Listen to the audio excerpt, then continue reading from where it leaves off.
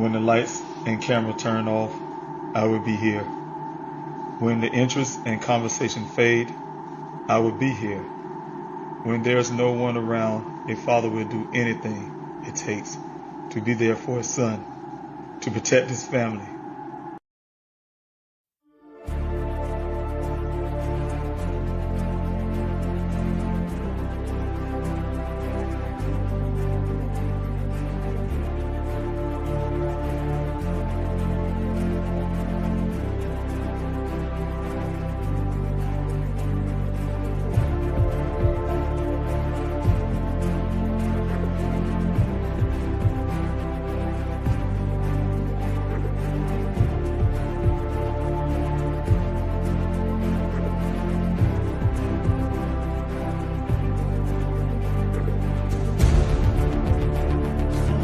David. Where's everybody? 9 painful months. Without these special people behind me, I wouldn't have a search.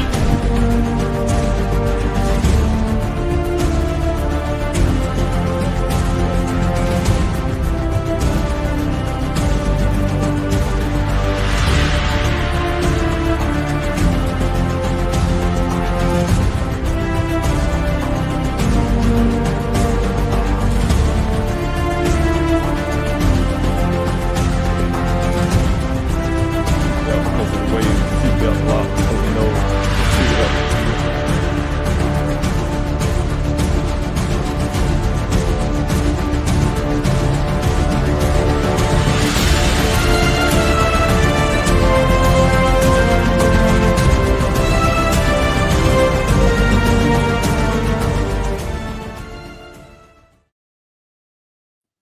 Hello, everyone. Dave Rawson here. I'm the father of geologist Daniel Robinson. Thank you so much for joining me on this live stream here on Friday, the 13th. Though the way it sounds is a very great day. Today was a good day. I'm really appreciative for every day that we can get here above ground. So just want to say thank you so much for joining in on this live stream. I hopefully can start off with some of the comments, but I don't have any comments just yet. But definitely, if you have any comments, please put them in the chat box and I will post them here and put them on the screen. But again, thank you so much for being a part of this live stream. I have a couple things I want to talk about tonight. Of course, first of all, first being my main priority is my son, Daniel Robinson, who went missing on June 23rd, 2021. Still searching for him. It's going on 5 years. Can you all believe that time has gone by so fast? It's been 5 years, and though we have gotten some answers when it comes to information about Daniel's vehicle, to some other little details, we're still searching. We're trying to make sure that we get law enforcement do their part. Every information that was found about my son's vehicle, everything we know to this point, it came from my own investigation, my private investigator. Those alone. So right now, as it stands, to give you a little update on the case. You guys remember last year I had the meeting with law enforcement, Buckeye Police Department, to do forensics on everything on this that was found on the scene, the vehicle as well, the airbags, everything, and to do it properly. So some of the things they haven't done at the beginning, those things was given to me 2 days after the vehicle actually the next day after the vehicle was found. From that point, I had them to try to do some type of forensic work. I asked for fingerprint, and of course, they did the swabbing of the steering wheel shifter and door handle. To date, here it is 2026. They haven't done anything with that. So that was part of some of the promises they was giving me in April last year. Again, to go back over the information that was the things that was available. I took everything out of my storage unit. You guys remember that I had to close the storage unit for law enforcement, the Buckeye Police Department, to do their job, their due diligence, do the job they should have done at the beginning. So we did have those custody exchanges, body cam footage, you name it, all of that stuff. They gave me a promise, and I can't tell you to give you an update to date. They haven't moved on it. The only thing I have gotten word on from Detective Adams, his name is Justin Adams, is that they were he took some chemicals. He said, like, I think it's called luminous or something like that. He took some chemical that's similar to that. He said he didn't use that, but used something similar to that to see if there was any blood on the clothing that was found at the crime scene. I call it a crime scene. They don't, but found at the crime scene.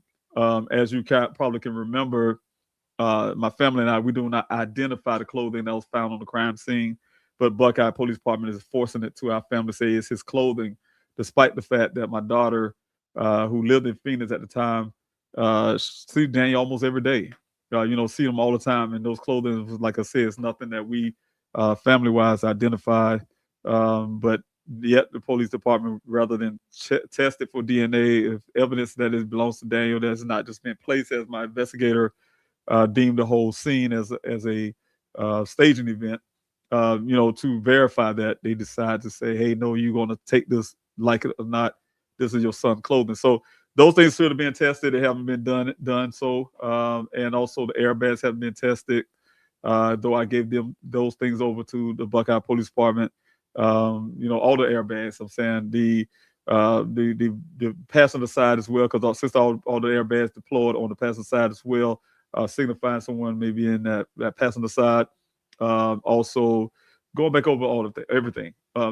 Like I said, they haven't moved on it. One of the things I think the handicap of not getting Buckeye to move was when I was in Arizona. You ever noticed that I was able to sit down with law enforcement, with sheriff in the zone at the time for the Maricopa County Sheriff's Office. Though I was in person, when I'm in their face and then really putting the pressure on them, and they have the reporters coming on them and having you guys making the phone calls, and I'm showing up to their office and all the stuff. I was actually pushing law enforcement along, pushing them along to do a little stuff. But now that, funding have ran dry, can't be in Arizona as much as I'd like to, it kind of, to me, in my opinion, give shade not to do anything. And that's exactly what's been going on. So if you ask the question, what's the update of those things, that's what's happening now. But I can tell you, I did put in a FOIA request about a couple of weeks ago, a new one. I did it before. Of course, the first FOIA request I had was to verify that they had the Phoenix Fiber helicopter in the air to this date, and I did that in 2022. And here it is, 2026. They still haven't provided proof that it actually even happened. Again, I have evidence to say it never happened. It was a falsification of the police report, and I will be probably putting that together eventually. But the other part is, that was something that I believe just tell my family that to make us feel a lot better. The other part is, I can say that, as for a FOIA request through the A-team, we have some members in A-team that asked for a FOIA request. I'm not sure they even gotten anything from that as well, because I haven't received anything from that. So this time, like I said, here in 2026, I had put in a FOIA request, and I'm still waiting on the items and things that I asked for, because we need to see exactly transparency and see what law enforcement have done. Speaking of transparency, I will be talking about some things that I put on the earlier today. I made a video and I talked about some of the things I want to talk about tonight. And I really, really reluctantly have to do so. I have people that would say, David, you don't have to do that. You shouldn't have to do that. And that don't make sense to do it.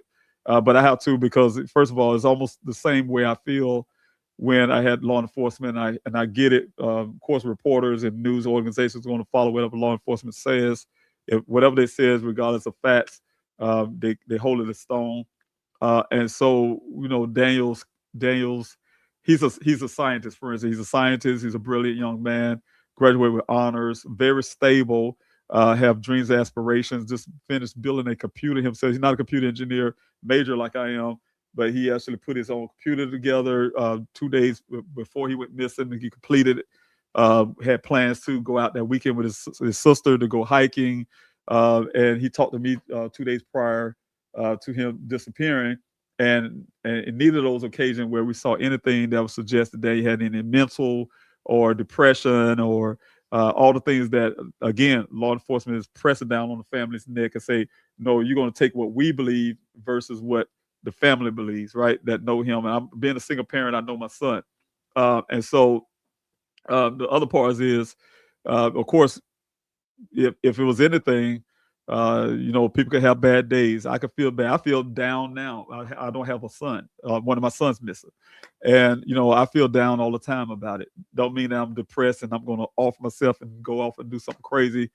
So those things are irrelevant when it came to my son's disappearance, right? And so I just want to say that's not. I don't feel that's the case for Daniel, but I'm saying even if he felt a little down about it in the situation, financial, though he was doing Instacart, so I kind of think about that sometimes. He could have been upset that he's lacking funding or something. I don't know, but as far as to say that, right now tonight I want to talk about some things that I spoke about earlier, and that is the need. You guys have helped me, and I want to go here from off of Daniel's perspective to my perspective in certain areas of things that I had to go through as a father to talk to even to advocate for my son, to fight for my son, to do what any parent would have done in the situation that I'm in. And I can't say this role right here that I do is often alone. I feel alone a lot of times. I have a lot of people around me, and I really appreciate everybody's support. But I often feel alone because I have to do so much things on my own. It may seem like I have a lot of people doing it, but it's really not that case. I say this many times before on the live stream. Most of the things I do is a one-man show. When I say one-man show, I'm doing it all by myself. Whether that's running from Congress to most of the things I have to do is like actually doing it myself. I have people that will help somewhat in certain areas, but then when it comes down to the bulk of things, I'm actually doing it myself. There's not a complaint, but I'm going to go explain some of these things to you guys so you can understand that. We can get some of the issues that I had today.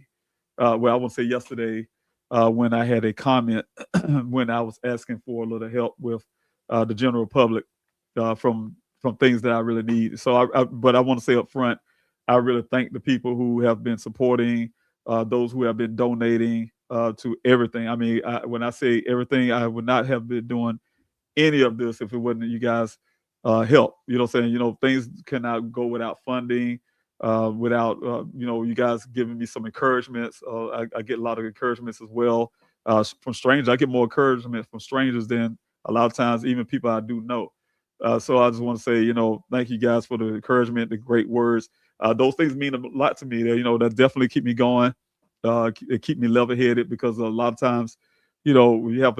I was at an event over the last weekend, and I was talking to some of the people there, and I was telling them, look, you have a missing loved one. It's easy to go off the deep end. I mean, that you're so emotional and so much in pain. You're not thinking logically. You have people that take advantage of you if they can. I had all of that. It cost me $21,000 at one point. Cost me $10,000 at another one, $12,000 at another one. So when it comes to financial stuff, it can actually cost you. People can take you, if you're vulnerable at the state that you're in, we have a missing loved one, they can take advantage of that. And so you have to look out for that when you have a missing loved one too. So I always express that to people who have loved ones missing. But to get what I want to talk about too, without going around the corners, I just want to say, first of all, I want to thank everybody for those who are here with me tonight in the chat. Thank you so much, Ruth. Thank you so much for being here. Yes, we will find Daniel. Thanks for coming off the YouTube side. Jay, thank you so much. I don't know what that means, but thank you so much for being here. And also, I want to thank Tracy. Thanks so much. Hello to you. And let me see. And I may not, what organism when subject, and I'm not sure where everything come here, but I want to tell you guys, thank you so much for being here, Zombie as well. But I want to tell you, you may see some things in the chat. I don't have any moderators tonight. I don't believe. I don't see any of my moderators tonight. So if something come on the chats, please ignore it. And I'm going to say it up front because I'm going down, and a lot of times, I come down and I'm just going to pick because I'm really, really want to hear from everybody. I want to hear your comments. If you had questions, of course, I want to answer those. But sometimes I can't vet things. So, and I can tell you from my experience, with going back to what I was saying, when people take advantage of you, and I had to end up costing me a whole lot of money. For instance, people take your pain. Some people out there, all they do is prey on other people's pains. I'm here tonight to talk to you guys of honesty and love and respect. And I'm sure I almost can be certain that I maybe come down to comment section and I find some comments that is not appealing. I mean, I've even seen porn come on things before when it came to my moderators had to block off the chat set. So if I accidentally put something up that's not favorable, please forgive me. I'm just going down really fast. I'm not a moderator trying to get the chats.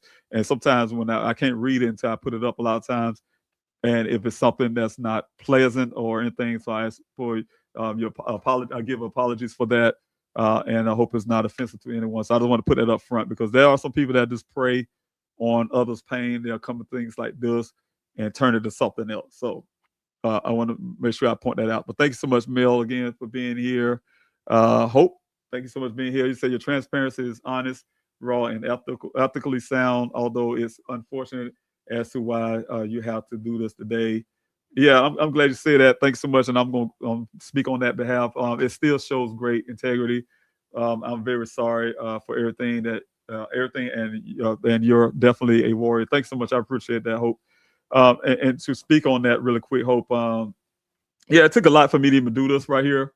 Because first of all, I have a lot of pride, and I can't tell you I'm a man of faith and I believe in God. So when I say certain things, I don't know everybody's belief and their spiritual beliefs, but what I can say is that I've been through a long life. Here I am, as a grown man, been through life, and I have never had to ask anybody for anything. And I can be straight up honest. I can tell you that it probably happened to me once. I can't say I won't say never, because once when I was in the military, I can give you guys a story. You probably read that in my book one day. I'm gonna give you a little piece of that right now. But I was actually homeless in the military before, sleeping under a bridge on post at Fort Hood in Texas, because my unit kicked me out at one point. Now we can talk about that. It's gonna be part of something I would talk about in the future. But what I'm saying is, at that point, I literally didn't have anything. I didn't have any food, so I know what it was like to be homeless at the time and in uniform. Know how it is to be homeless. And I remember a time where, God came to me and said, hey, look, if you don't eat, you're going to die, pretty much. But I had to be in formation. I had to run those 5 miles every morning. I was looking skinny as I don't know what, because I didn't have anything, right? So what I'm saying is I've been there where I had to ask somebody for something, because the reason why it was hard for me to eat, I remember those days, is because I'd rather had died almost than to ask anybody for anything, right? So I had a lot of pride, to make a long story. And so I feel like God had to break that pride that I had in the past by allowing me to go through that. So I would ask, and I would ask my best friend. He's a best friend. He's no longer living right now, but had to ask him for a couple of dollars just to go get something from a Walmart. And so what I'm saying is, I've been through that point in my life where I understood that sometimes you just have to ask people for something. I think it says if you don't ask, you don't receive. So I have to ask. So when it came to to go back to what I'm doing now, it came to Daniel in my life. I'm a retired military guy, trying to recover from my war experience. I'm part of Operation Enduring Freedom, fought for this country, sustained injuries that ended my career when I was in because of IEDs when I was in Afghanistan. So I've been through that. Sitting here trying to deal with my own pains, deal with my own issues, with things that happen to my battle buddies over there. Things that normal veterans have to deal with, right? And then your child go missing. You go out there and you just go straight gun holder. You forget about your own pains. You do put all that aside. So again, there's a big story to putting that mission first. Putting that mission first so I can stay level-headed for Daniel, make sure I'm there for him, and handle stuff. And to this day, the same mission I'm on. But what I'm saying is, when you put those things aside and you have to go out there and look for your loved one. And I'm out there, and when I made it to Phoenix, Arizona, and I sat there in that hotel room, picking my daughter up, and I drove my car already, pick my daughter up, and we're going to the airport to try to make sure we do our due diligence, talking to law enforcement, going to his job, spend a whole lot of money, gas money, all the stuff coming out of my pocket, out of pocket, out of pocket, out of pocket. That's what parents gonna do, that's family do. And I'm not saying anybody owe me anything because I had to do that. What I'm saying is this is what parents do. This is what family members do. We just go all out. When it got to a point where I didn't have any money, funds was getting very low, my daughter introduced GoFundMe to me, and that's where everything started. So like I said, you guys, the first ask I had when I got to Arizona was, can you guys help me keep my boots on the ground? Because I identified that if I'm not there to fight for Daniel, nobody else would. That was the first thing. I went out there to Arizona, to Buckeye almost every day, standing outside on Sun Valley Parkway on at that gate there with my binoculars. That's why you probably see some pictures there. You saw me with my binoculars. That's exactly where that pictures come from. I used to sit out there a lot, and it pained me. It pained me really bad that I listened to what Buckeye was telling me at the time about taking my vehicle out there. I'm gonna get stuck. Being a person who's a veteran that understood the deserts, understand the terrain, things that can happen out there. I have been studying. I've been in that hotel room studying in that desert. Learned a lot about that desert, the histories, about the land, all that stuff. Right in the midst of doing everything else, I'm doing fighting, trying to get us building the website. Please have finddaniel.com. I built that website. I had someone to revamp it for me, but I built that website. Searchfordaniel.org. I built that website. So we have all the social media platforms that you see me on right now. I put those together. I was doing all of that, and at the same time advocating, trying my best to get Daniel's story out there, but at the same time, like I say, learning everything about that desert. So once I had enough, it was really painful for me going out there with that binoculars every day, looking out there to see if I could see my son from afar. It was crazy. Um, I had to get out there. The only thing that kept me from my son was the desert itself. I spent a lot of time at night talking to people, trying to find out who live in Buckeye, who knows about the area. And I found a gentleman, young lady who introduced me to a gentleman who lived out there, and he became my first search coordinator. And so from that point, that's where my searches began. And of course, with searches, the first search, I didn't utilize a whole lot. But when it came to actually doing searches, then I realized I had to do a whole lot more. I mean, provide logistics for the volunteers out there, their safety. I identified really quick that if I'm going to ask anybody to come out in the desert terrain, it's not like me walking down the street in my neighborhood, knocking on doors, going in the neighborhood looking for my son, or in the civilization-like area, searching for my son down the block somewhere. No, this is in the Sonoran Desert. And you have to make sure that you're keeping people safe. You're in 118 degrees, 18 degrees, keeping people safe. What do? You're responsible for people, right? And so, of course, that's going to end up costing. And so that GoFundMe changed from helped me keep my boots on the ground, which everybody was doing that. I really appreciate those who helped me cover the cost of me actually keep myself in Arizona at the time, because I was on the news organizations telling you, I'm not leaving until I find my son. Because in my ideal, I was going to find Daniel really quick. And so what I can say, it took longer than I thought. And that GoFundMe had to be raised. If you talk to my team, talk to people that know me, even the desert team at the time, they had to push me to ask for more on the GoFundMe. They, literally had to push me. I didn't want to ask for no more. People's giving me a little beyond the ask. I was really happy about that because it did cover a lot of stuff. But then I had to ask for it because people had to say, David, you need to raise it. You need to raise it. No, I don't want to raise it. No, you have to raise the amount. You need to raise it. So those been happening over the years to help me continue to ask people to help fund what I've been doing in the desert. And I can tell you a little bit, and I'm going to go tonight to talk about that a little bit. And the reason why I'm doing this tonight, and I will jump on that really quick here. And I want to share a screen with everyone. And this is what really prompted me to come on tonight. And I'll be right back onto your comment, Hope Reigns. Thank you so much. I really appreciate you. But I'm going to pull it off right now, and then I'm going to share a screen because I really want everybody to get exactly why I said this is going to be a different one tonight.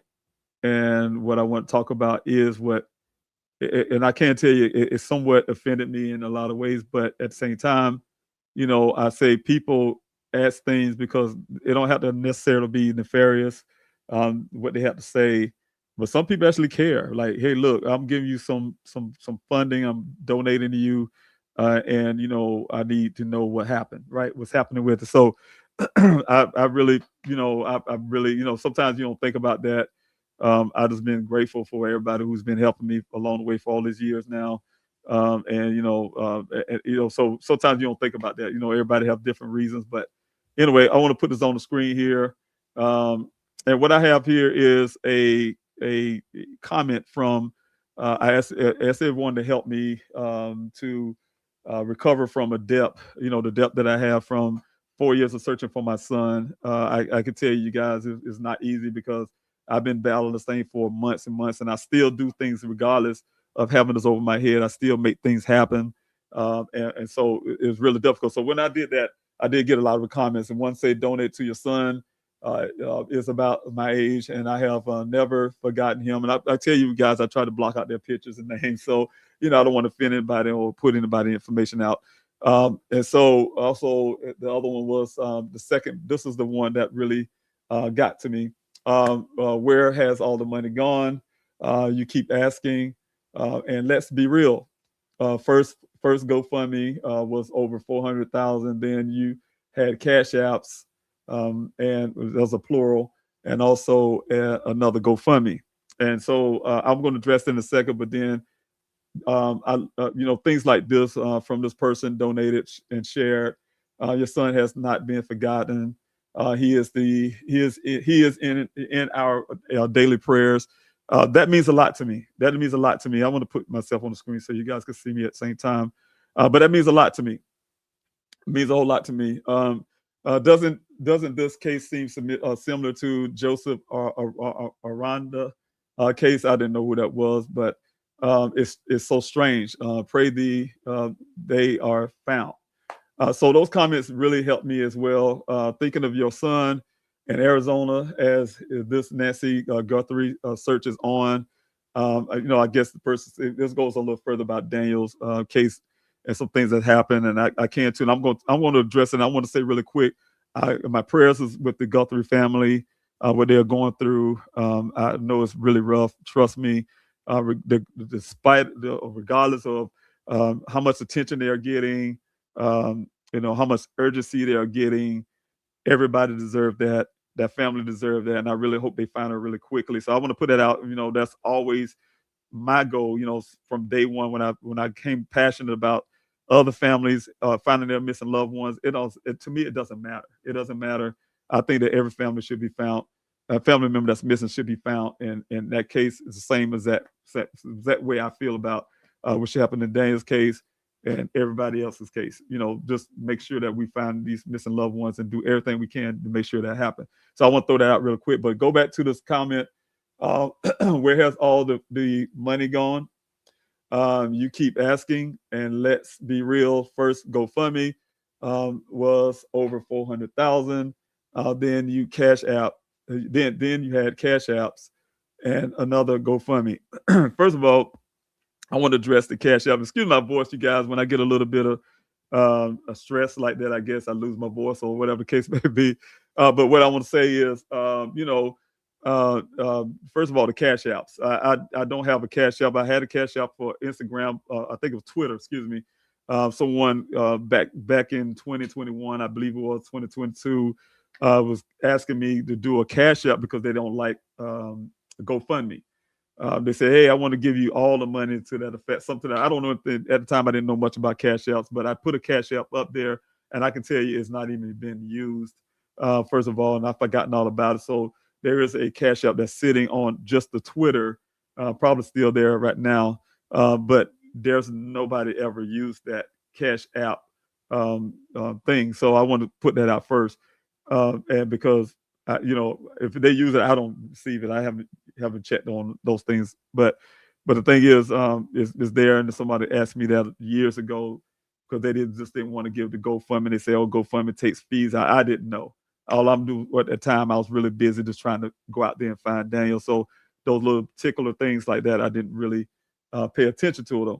Now I can tell you the GoFundMe, the one I'm just speaking about right now is, and I'm gonna put your comment back up there, Hope Reigns, if I can, because this is significant to me when you say that, because this is what it matters to me, is that say, hey, look, I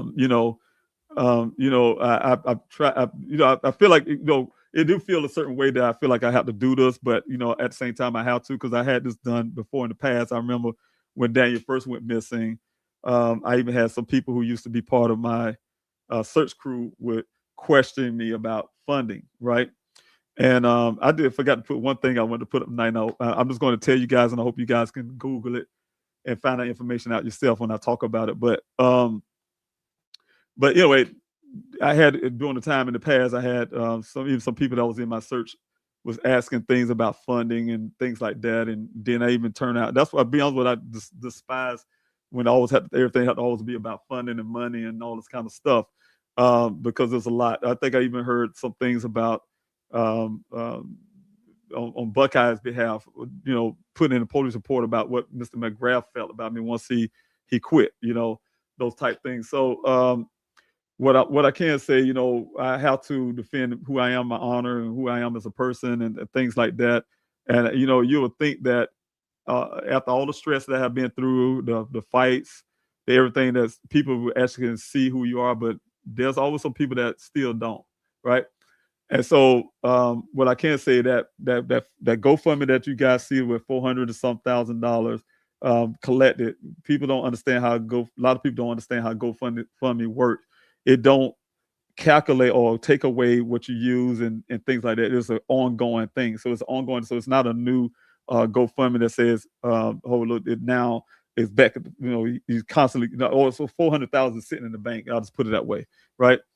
And so we have things like separate stuff. When I have events, when that money slowed down with GoFundMe after all the searches and things like that, I have events and things like that I need to try to cover for, and I ask you guys for help. So I might have to open up one GoFundMe that is specifically for that reason. And those are the things that helped me. For instance, I did one that helped me get to Arizona just to do that last search, and also do the stuff with the Buckeye Police Department. So then I close it back down. I don't need it any longer, because then that helped me, because sometimes I think people do get confused and say, oh, I see $400,000. He don't need anything. That's not the facts.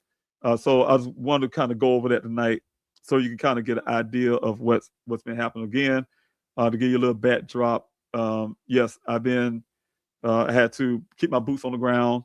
From keeping my boots on the ground, I had to start my searches. That means getting equipment, to you name it. And that didn't also mean that I didn't do like the city searches at the time. That means going to all the the homeless populations, the hospital, those kind of travels. Arizona is really big and spread out. Depends on you got to go to these different cities, especially Phoenix was really a lot to do. And then I started my flyer distribution. Going out to passing out to homeless population. But at the same time, I started one where I used to be behind Walgreens. So I'm constantly printing out these flyers that goes all over the place, bringing some out to the searches for volunteers. Some volunteers, they can't actually can't come out in the desert and help us, like walking and things like that. But they'll come up there in the morning for the safety briefing, grab a bunch of tons of flyers to take back out into their communities to pass out for me, right? So needless to say, I'm producing thousands of flyers all the time, a week. And so those things are going out like constantly, really all over the place. Also, following leads, I can just go on and on for different things. We even had to get a fixed aircraft before, had to get a helicopter before, we had to get, a lot of equipment and things like that. So those things go on. So I'm going to talk about some of those really quick, and I'm going to share a screen again, if I can here, and go to the next one up here. Let's see here, if I can get this right. I'm going to use an example. This is one of the invoices of the flyers. And this is what I end up spending sometimes. That's like a midweek. Like this right here, this amount would be done twice a week, for instance, right? It's easy for me to spend from $800 to $1,000 a week on flyers alone. And that's it. You multiply that by how many weeks that are in 4 years, right? And then you see what the amount will come up to. You'll get probably roughly around $80-something thousand, right? And so you start looking at that, but this is only small, minor. This is one. If you look at the date, March 3rd of 2022. You go to the next one, March 9th. On a few days later, here's another $600 of going into just flyers. So when you guys go on policehelpfinddaniel.com and say, hey, you can get these flyers for free, they're not actually free. We have to actually pay for those, right? So I'm using this is back from those times. So you start doing the math on that, and that's in 1 week. So now you're up to First you spending 400 on one day. The next day is nine for another $600 something, and then some few days after that is $400 something. Then a few days after that is $800 something. Then a few days, so it just keep going on and on. These are actually invoiced. Even when I went to CrimeCon at one time, we actually probably spent about $1,000 on flyers to get them out there because the demand is really high. And I really thank everybody who's been asking for these flyers because the demand was really high and people was actually getting them and getting them out there. For me, it was a win-win because I'm working out there in the desert really hard. I know I need to get Daniel's name out there out there in the streets. I need all awareness. When I'm talking about things on this Q&A, I really mean it. When I'm on this live stream, like, look, there's somebody that might be in Little Whiskey, Georgia, and the person just left. I use this a lot. Left Buckeye, Arizona. They moved to Georgia. Now they live in Little Whiskey, Georgia, and those flyers out there. They passed the flyers. Somebody heard something, and that person Little Whiskey, Georgia, say, "Oh, I used to live out there off of Sun Valley Parkway, and I remember something that day because somebody gave them that flyer." Because I talked about all the time. Some people say, "Why are you still trying to put flyers out?" Because we don't know where Daniel is. We don't know who know something where they are. And also it helps me in many ways. When they get flyers out there, people start learning about Daniel's case. That's called resources. And we need resources. I need resources. I need funding. I need funding to do everything I have done. I need funding. I'm just a military guy with military pay, right? Retirement pay. And could you imagine that covering all of this? That's impossible. I have a mortgage at home. I have a young child at the time to take care of. Just because I was in Arizona doesn't mean I didn't have have responsibilities. And so what I'm saying is, I really appreciate everybody who had trusted me and really helped me with this cause. Law enforcement wasn't doing it. Law enforcement didn't find human remains. Law enforcement didn't to solve the case that I did for the Maricopa County Sheriff's Office out there in that desert. Law enforcement did not find all the information and evidence that we found when I hired my private investigator. So who gonna do it? Where the money gonna come from? Who's gonna actually do it? And so you guys helped me. So I really say the persons that really helped me wasn't the state. It wasn't the state of Buckeye, who has labs and have dogs and have all those things to do. It wasn't them.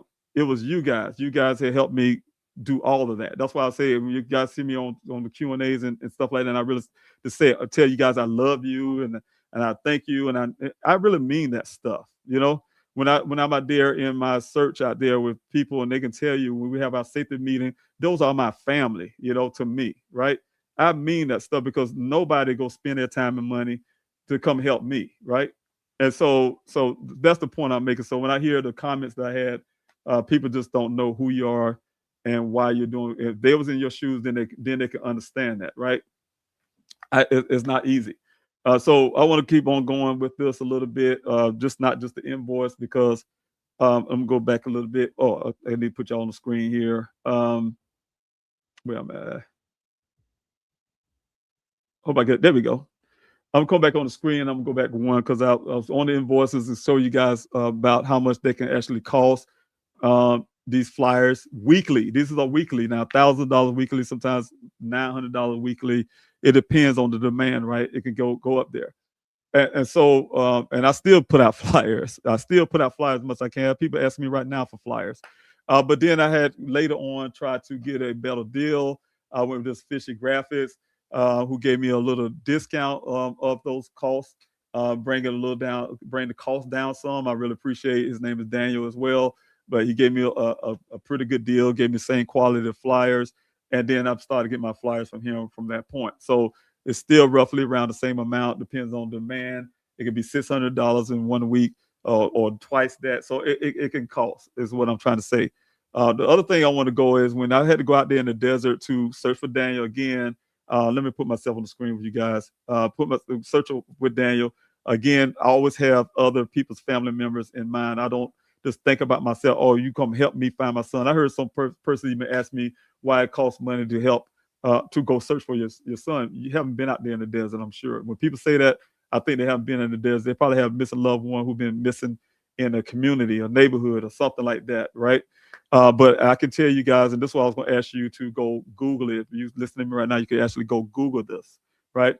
And I don't bring it up lightly. I bring it up because it happened around the same time my son went missing. Matter of fact, it happened 3 months after my son went missing. And I'm gonna talk about a couple of those things while I'm doing this. It costs. They spent over $1 million. This is when I say they, I'm talking law enforcement. Law enforcement spent over $1 million, and I think it was probably in a couple of days, or at least the height of that, probably 2 weeks time, right? I've been doing searches for 50 weeks, and that's only when I say 50 weeks of desert searching. You guys, I want everybody to understand this really clearly.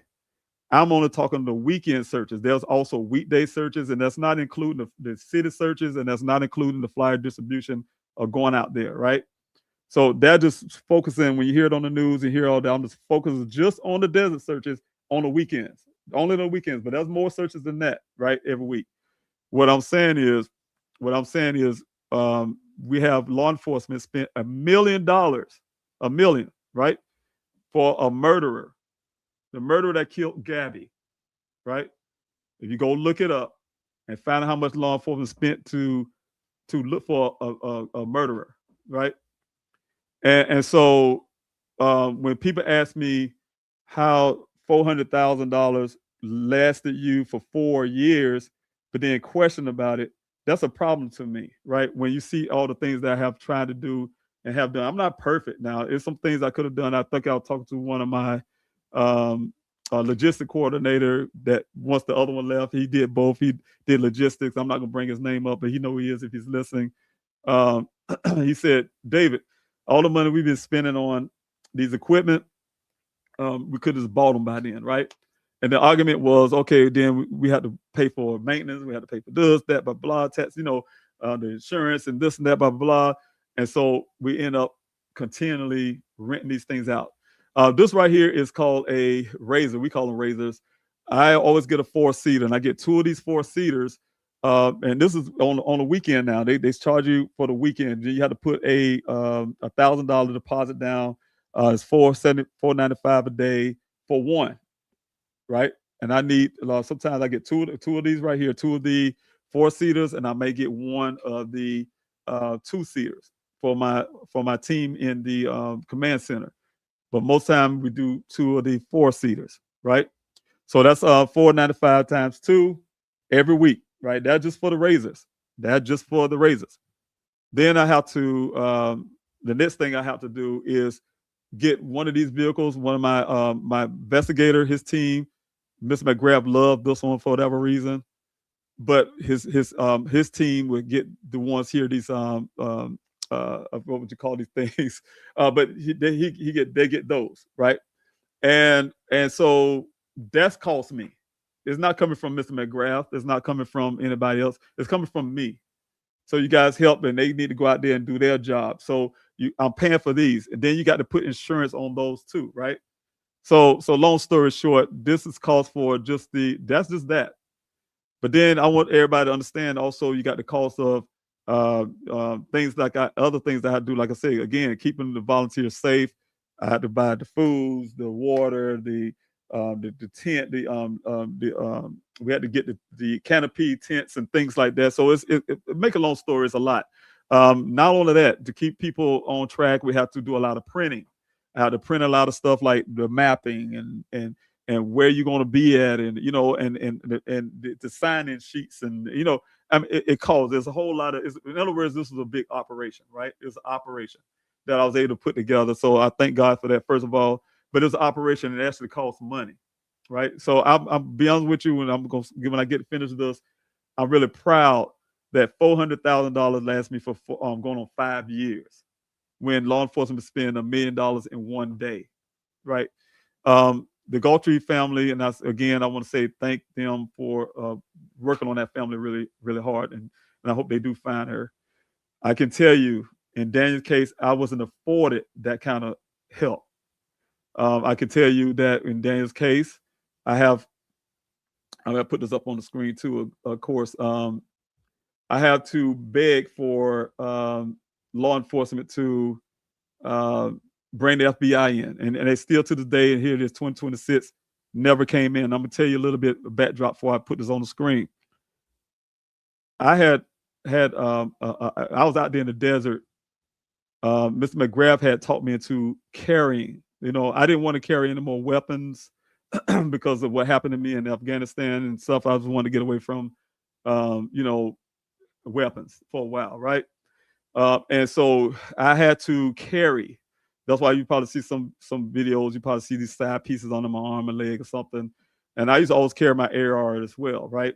And so, long story, in the desert, when I'm out there searching, people can tell you I carry AR sometimes. I carry sidearms. It's only because I had death threats. Could you imagine having death threats looking for your son out in the Sonoran Desert?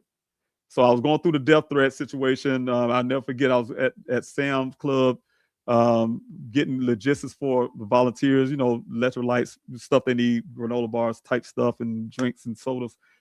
And I get this text message, and that's where it first started. Started with that. It was a ransom, right? And I hear this saying that in the Gulfstream case, there's a ransom and things like that. There was a ransom in Daniel's case as well. They told me they had broken his legs. They had him under some house somewhere, like in the basement type deal, and they wanted money. To make a long story, and Mr. McGrath tried his best to find out who these people is. Went to the FBI. The FBI did nothing. They blamed it and said, "Oh, they got to get the Buckeye Police Department had to do it." They took a report. They told me the Buckeye Police Department had to invite them in. Buckeye Police Department to this day haven't done any of that. I started receiving the death threats through the emails. I don't know how they got my email, but they was personally watching me, saying things on my camera, on my computer. And so I have gotten no afforded help like I see in this case that's happening right now on national TV, because we all know it depends on who you are, how much money you got, what you look like. All those things really matter. But I didn't have that. I had you guys. You guys had helped me from day one. I'm just a man that came from South Carolina looking for my son. And I asked for help. I listened to my daughter. She told me about GoFundMe. If it wasn't for that, that was my lifeline. If it wasn't for that, y'all wouldn't probably even get to hear about Daniel Robinson. But you probably would, because I'm a person that's not going to give up. I'm a person that's going to keep fighting for me and mine, my son. Yes, I'm keep fighting. That's the reason why I was going hard as I was going. But the point is, I'm saying is, I'm going to put this on the screen really quick. And let's see, we're going to go through this. I hope you all can see this. Really, I'm just going to read it out to you guys. But this is a letter that I wrote to the Buckeye Police Department Chief Hall at the time. And this was in 2021, November 16th. It's asking the FBI to come in my son's case. And like I said, to this date, they have not came into Daniel's case, and never probably would, because he's a young black male and he's not important. I can tell you a story, and the reason why I say that, because when I went to go talk to I forgot his name, but he was a person that the Buckeye Police Department at the time said did a case briefing, and I took Mr. Larnell Farmer with me. He was a NAACP guy. And at the time, but we went into, they knew it was coming. We talked to them and said we were coming up to the FBI field office in Phoenix. They wouldn't even let us in the building. They'd put us in the shed into some little room.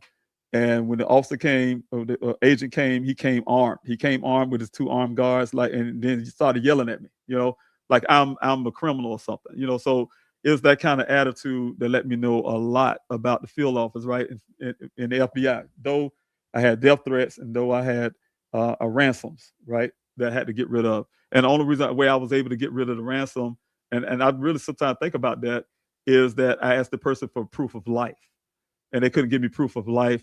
And then somehow they kept harassing me for a while, and then they finally just faded away. But nobody followed up on it. No law enforcement followed up on it. And I couldn't follow up on it because I don't have the way that law enforcement, the technology and things that they have to follow up on that kind of lead, right? They follow up on the things, and they wouldn't do it to this day. So those are kind of things that I had to deal with. But when I had to watch this person case right now, same situation, different people, different reaction, right? It bothers me. But anyway, to get back to this right here really quick, Chief Larry Hall. Get us Chief Larry Hall. My name is David Robinson, father of Geologist Daniel Robinson, who were missing within your jurisdiction in the desert of Buckeye, Arizona. just off of Sun Valley Parkway and Cactus Road.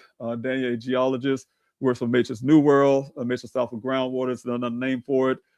In Phoenix, Arizona, he was assigned work at the well site located in the desert of Buckeye and arrived at the location around 9 o'clock a.m. Based on the police report and detectives of the Buckeye Police Department, I was told that the last person that saw my son had any contact with my son was a man named Ken Elliott. I understand the case developed by the case developed by your department with my son. Oh, sorry. Let me go back. You guys going a little too fast. I understand the case developed by your department of my son Daniel Cornelius Robinson is based and framed around the statement and account of said Ken Elliott. Okay, I further understand that the case referenced opinions of co-workers and others of Daniel's mental state leading up to his disappearance, none of which are licensed and trained to diagnose his mental state. They all use odd, which is not a diagnosis, right? And so I said Daniel has been missing for nearly 5 months under suspicious circumstances that you, Chief Hall, agreed on the interview with CNN. According to Kenneth Elliott, those suspicious circumstances involved Daniel driving off without a plan into the deeper part of the desert on June 23rd of 2021. According to the report, even with extensive searches performed by your department, his Jeep Renegade was not in that area for almost 30 days. According to the recorded verbal and in-person testimony of the rancher that found my son's Jeep, the vehicle was not at the location 2 or 3 days before July the 19th, 2021. The statement by the rancher Brandon Shelton should be entered into the police report since he's an eyewitness to when the vehicle was found and the suspicious nature of the date. And I want to stop real quick because that kind of got me to this date. The Buckeye Police Department refused to put Mr. Shelton's statement into that police report, right? Because it don't fit their narrative. They wanted to be missing his vehicle be out there for 30 days for whatever reason. There are unsolved questions about the Jeep and how it was found. It's found its way into that ravine. Mr. McGrath, 3 Laws Recon, and Joseph V. Cantone, Buckeye Police Department private investigator, agree that the excess of 40 initial cycles is unexplainable. However, Mr. Cantone's investigation lacks the first-hand look at my son's Jeep, but is based on physical evidence and analysis given to him by a third party. With the conflict in how the vehicle got into the location, explanations remain unanswered about the clothing found about 3 feet away from the Jeep that belongs to Daniel. The clothing can quickly be ruled as being worn by my son the day he went missing. If of course, you guys, if they did the forensics, the safety vest and description given by Mr. Elliott of what he was wearing that day confirmed that. However, without evidence of change of clothes, we cannot rely on assumptions.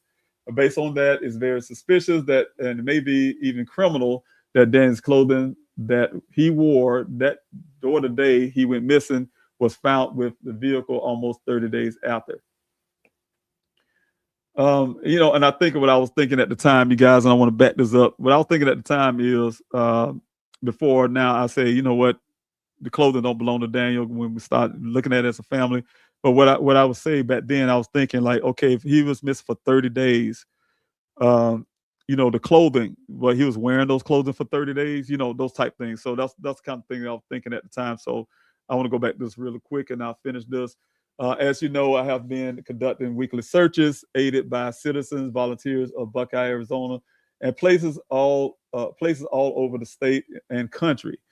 In my search for my son, we have uncovered human remains and other items that have that may have have a connection to what happened to my son. And I want to stop that really quick. And I want to say that was part of when we were we found some clothing in the same manner that those clothing was found on the crime scene. They say belongs to Daniel. Near the well site, we found someone else's clothing, pants and shirt and everything in a pile. But it's a larger person, larger male, was found in the same manner. You guys don't see that in the police report. Like I said, Buckeye is really selective what they talk about to you guys and what they put in the report.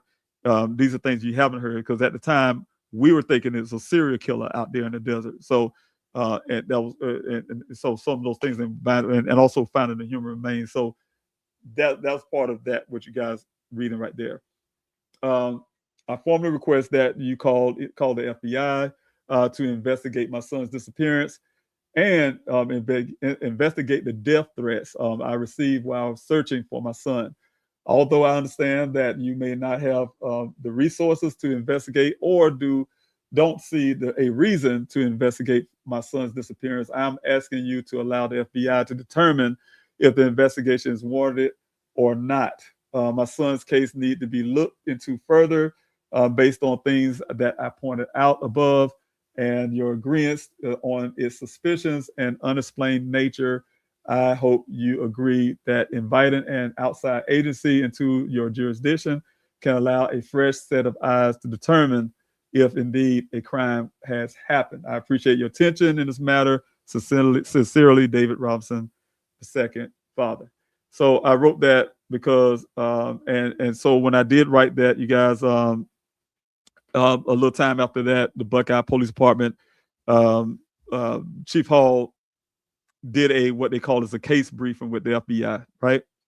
I had an attorney at the time, and she actually asked them for that case briefing as well. And so he responded back, said, yes, he's going to have a case briefing. I was really happy about that. I even talked about that in one of my family press conference to the public. Hey, look, yeah, I was all excited, and I did the press conference in the desert. And I was telling people that, the FBI coming to the case. Everybody's been asking that for a long time. And so what ended up happening is the Buckeye Police Department at the time, I'll be honest, I had that gut feeling because I didn't really had that trust with Buckeye because they started fading off that trust. But my attorney, she told me that, just let him, we put the request in, give him some time, right? I was anxious, and I promised you to be a couple of days later, I get a call from Detective Biffin, who told me they already had a case briefing without me, because she immediately had wrote them, right? Asked them for their questions. She also asked them to make sure I'm part of that case briefing. Even if she can't be a part of it, they don't want her as attorney to be there. Mr. Robinson need to be there. That's his child and his son's case, right? And they did it behind my back. To make a long story, the Buckeye Police Department did it behind my back. They didn't invite me in. They had the case briefing. Detective Biffin called me and told me, oh yeah, we already had the case briefing. And the FBI said that you, Mr. Robinson, is doing such a great job on your own, we don't need to come in. That was my explanation. I'm not even making that up.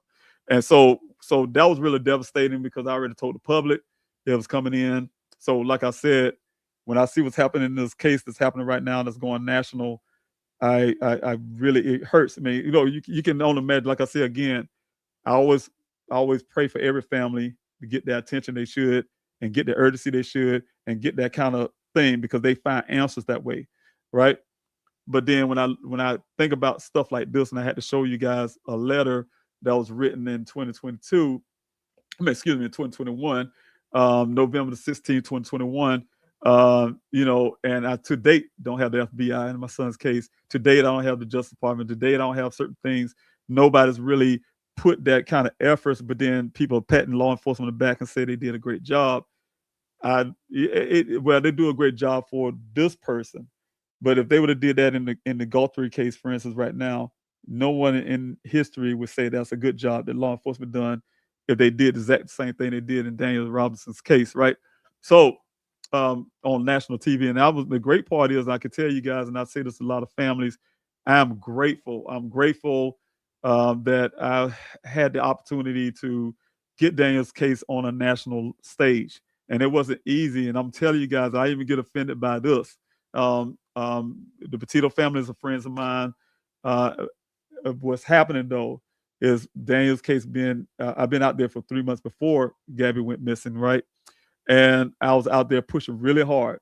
Nicole Griggs and Josh Sanders was the two first reporters to even take Daniel's story local. That's the Phoenix I'm talking about, right? And then it kind of that helped with me getting something on radio station. They helped me with I forgot the other gentleman's name, but that's local stuff, right? And I pushed that hard. That was like 2 weeks after Daniel went missing.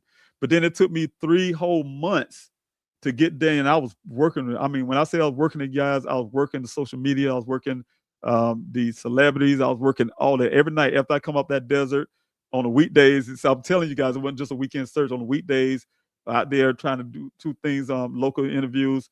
At nighttime, I was always on social media, trying my best, building up that social media page, build up that website, trying to get everybody to look at Daniel's case, and it actually worked. There was a young lady that took that Daniel's story, and she saw a post that I put. She retweeted a post I put up, and it went viral.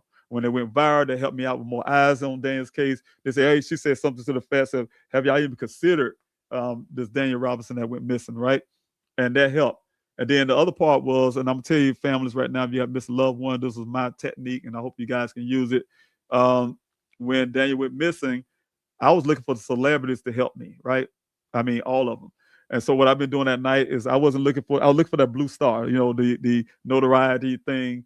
Of course, their celebrity page. So I go on their page and I look at their friends. And I don't look at their friends with the star on it. I look at their friends without it, right? And I was blowing them up. Not them. Like if I wanted Joy Reid, I'm using her as an example, because that's exactly what happened. I blowing up her friends, blowing it up. And then sure enough, her friend brought Daniel's case to her attention. That's when she was talking about the white woman syndrome.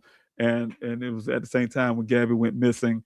And so that put Daniel's case on a higher enough platform. So when that happened, it was pulled up, right?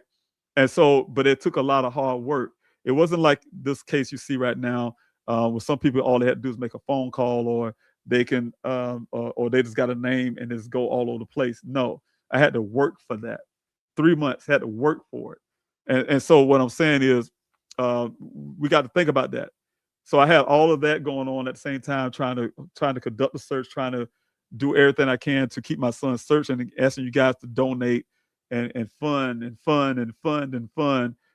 something, like I said, I'm not perfect. Don't get me wrong, I'm not perfect by any stretch. There could have been some better ways to do things. Like I said, we had to look conversation about maybe I could have bought the equipment instead of continuing to rent them. But then we look at the cost effectiveness, and it's probably pretty much the same, right? So it could be some things that I could have done a lot better. I'm not gonna say I'm just perfect, but I did the best what I can with everything else going on. I did the best I can. So that's what this is all about, to talk about those things too. All right, let me see if I got one more thing I want to share. I think I was there. Let me go back on the screen. Okay, that's just a picture of the vehicle. But yeah, but definitely I had to also use the pickup truck too.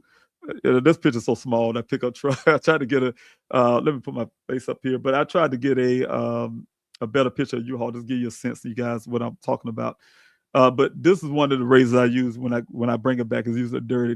They clean it. But this is pretty much a picture, I'm sure, when I was bringing it back to the ATV place where I was getting this equipment. But definitely I always had to also rent a U-Haul every week to pull those vehicles, right? The ATV shop where I've been renting this stuff out, this equipment at, they give you the trailer for free. If you depending on if you're renting like I did 2 or more, and I've been renting out so many of these side by sides at one time, they was giving me those things like the trailer. Hey, yeah, you can have the trailer, take that for free. But I had to have a vehicle to pull the trailer, and that was the U-Haul. But that was also the cost, you guys, when I was outside the desert.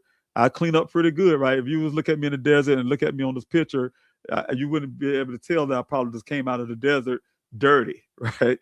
I had to clean up pretty good and go out to places like ASU, Arizona State University, when I did spoke with them as well. and also other events. This place is just going to take care of things, and being a part of everything I can to try to get awareness about Daniel's case. Some places pay for that trip, for instance, but I had to pay for other parts, like the flyers to get out there, and I had to pay for my food, or I pay for certain little things. So there's also been costs, like things that have been going on with the costs as well. And let's see here. Then if you go to the billboards, I thought I had someone to call it, but anyway, I had the billboards, you guys, from the east side of Phoenix to the west side, and even in the center, in the center section of Phoenix as well, going out towards Arizona. Billboards. I can't say Lamar gave me a great deal, but it costs money. It costs money to do this stuff, right? So when somebody say, "Well, where did $400,000 go?" It went on doing stuff, right? Everything I've been talking about so far. Billboards everywhere. Also events, putting events together. Though I had like the Day of Remembrance events, I had to pay for that. You had to pay for permits. You had to pay for certain things to have these events. And these events wasn't just for Daniel. It was for Daniel to bring awareness. That's what it was, a Day of Remembrance. To really hear say an event to recognize missing persons, families, friends. Please help, join us, right? And it was not about just Daniel. Yes, it's based on my son because he's missing. He's my son. He comes first. He's my first priority. But I always make sure I include other families on anything I do. I even just had an event here in Columbia, South Carolina last year, a kind of like Vigil for Daniel. And we had some families there to talk. It's never a selfish thing for me to just say, hey, look, I'm just doing something for Daniel. That's not it. So your funding been going towards that too, to help other families too. So that's another one. Kind of like visuals, like I said. Made a Crime Con played for the whole entire trip. But while I was there, and I can tell you guys, when I was in Vegas, it was the first time I ever been in Vegas in my life. No, I take that back. I used to drive trucks, and I used to drive through Vegas, and I used to make sure I get through Vegas before I stopped in it. I didn't ever want to stop in Vegas because there's too much lights and stuff when I was driving trucks. I want to get somewhere I can park my truck and sleep. And so I used to always drive through Vegas, never stop. But what I'm saying is I was there for Crime Con. And when I was there in Crime Con, you could ask my team. My team drove while Crime Con flew me from Phoenix to Vegas.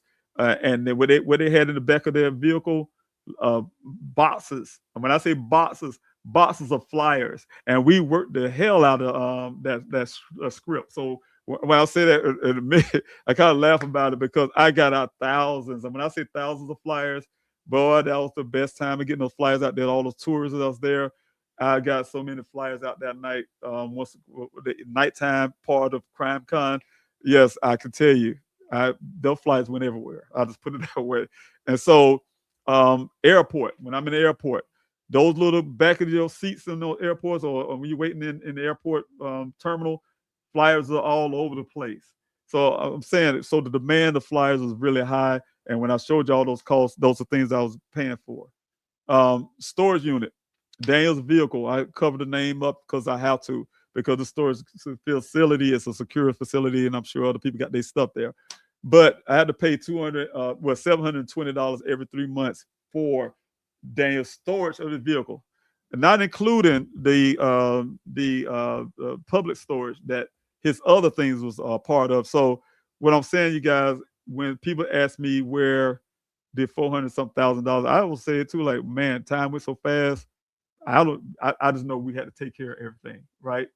When I say we, and I have a team, the A team, who helped me out a lot, we have to take care of things, right? So long story short, so when I ask people and I say, hey, look, the other day I said, look, I have $70,000 debt. Most families, if you go Google that as well, go into debt looking for their missing loved one, right? And if you did it the way I have done it, though, for 50 long weeks, you've been putting events together. You've been putting thousands of flyers out. Just everything. I can go over everything again, but if you're doing all of that, you don't think it's going to be $400,000. It should be more, I think, because if law enforcement take $1 million in a few days to find a murderer, $400,000, I think it was very good use of things that we have been doing. But I can't tell you, I had to take money out of my own pocket. So when you see me leave out of Phoenix, because that means the GoFundMe was, I mean, people's donating, you guys still was donating, but it's not donating fast enough in a certain way that would keep me, sustain me in Arizona. So I had to leave Arizona. And that's not donating in a certain way that's going to continue to keep me doing a whole lot of other things, but I'll do the best I can. So I had to start taking fun of myself. When I want to have events, like I went out on the weekend, last weekend, to a Missing American event. And I had to pay out of my own pocket, right? Some parts of that, right?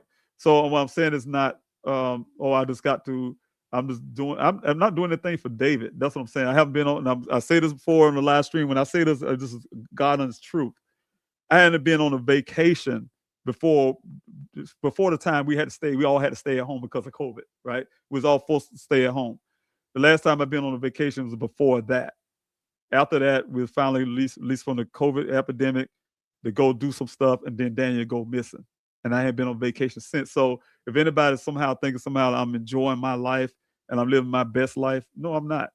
I even have people in my household right now that will say, you come back from Arizona and then you go run for Congress. What you running for Congress for? To help get legislation pushed to help missing American families. That's why I wrote the Daniel Robinson law.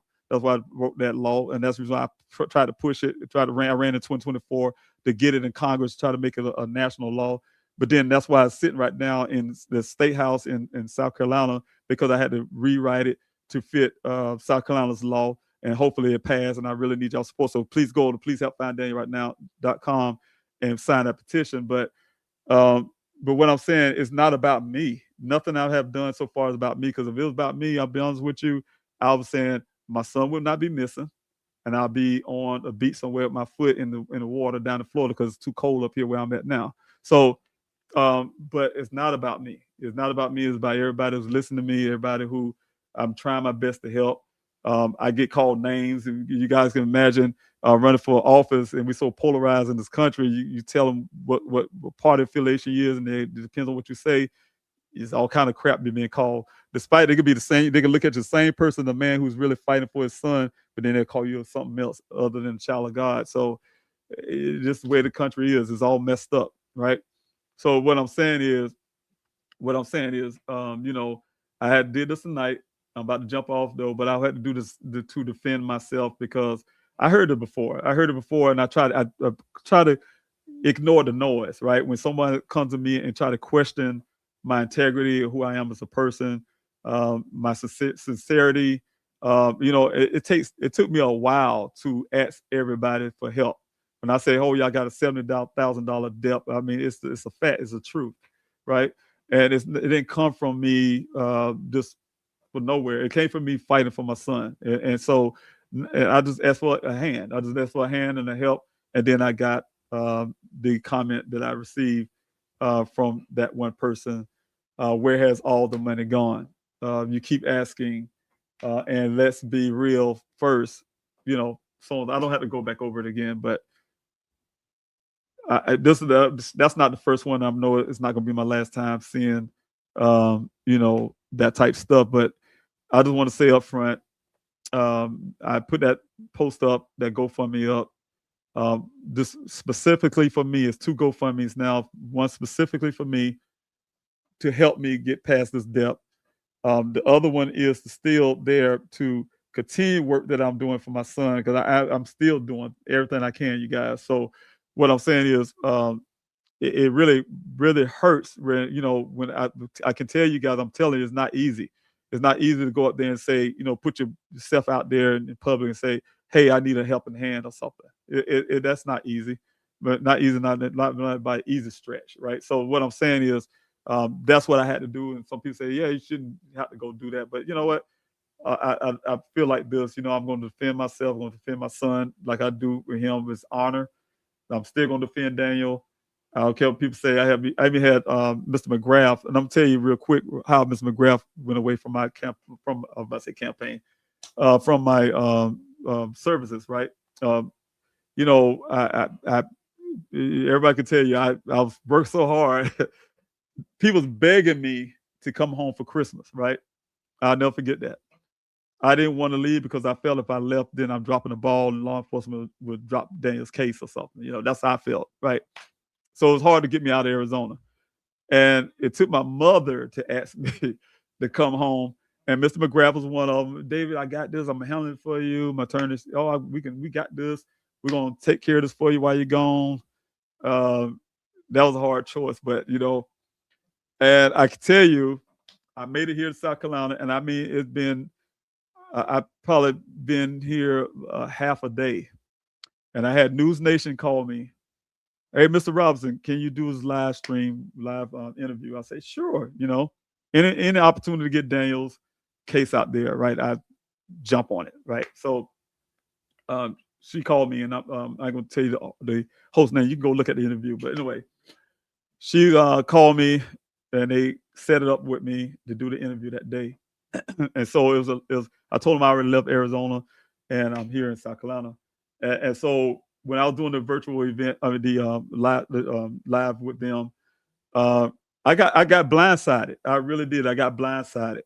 I was sitting there looking at because from our angle, I don't know if anybody ever been on interviews before, and even if you're doing it on your computer, you actually can watch the show until you hear the producer coming to you and say, hey, now we got 30 seconds away or we got a minute away, and we bring you on and things like that. So I'm watching the show, and then when they did the introduction, she says, yes, possible PCP and blah, blah, blah, and so about Daniel case. I'm like, so I was shocked, like, PCP?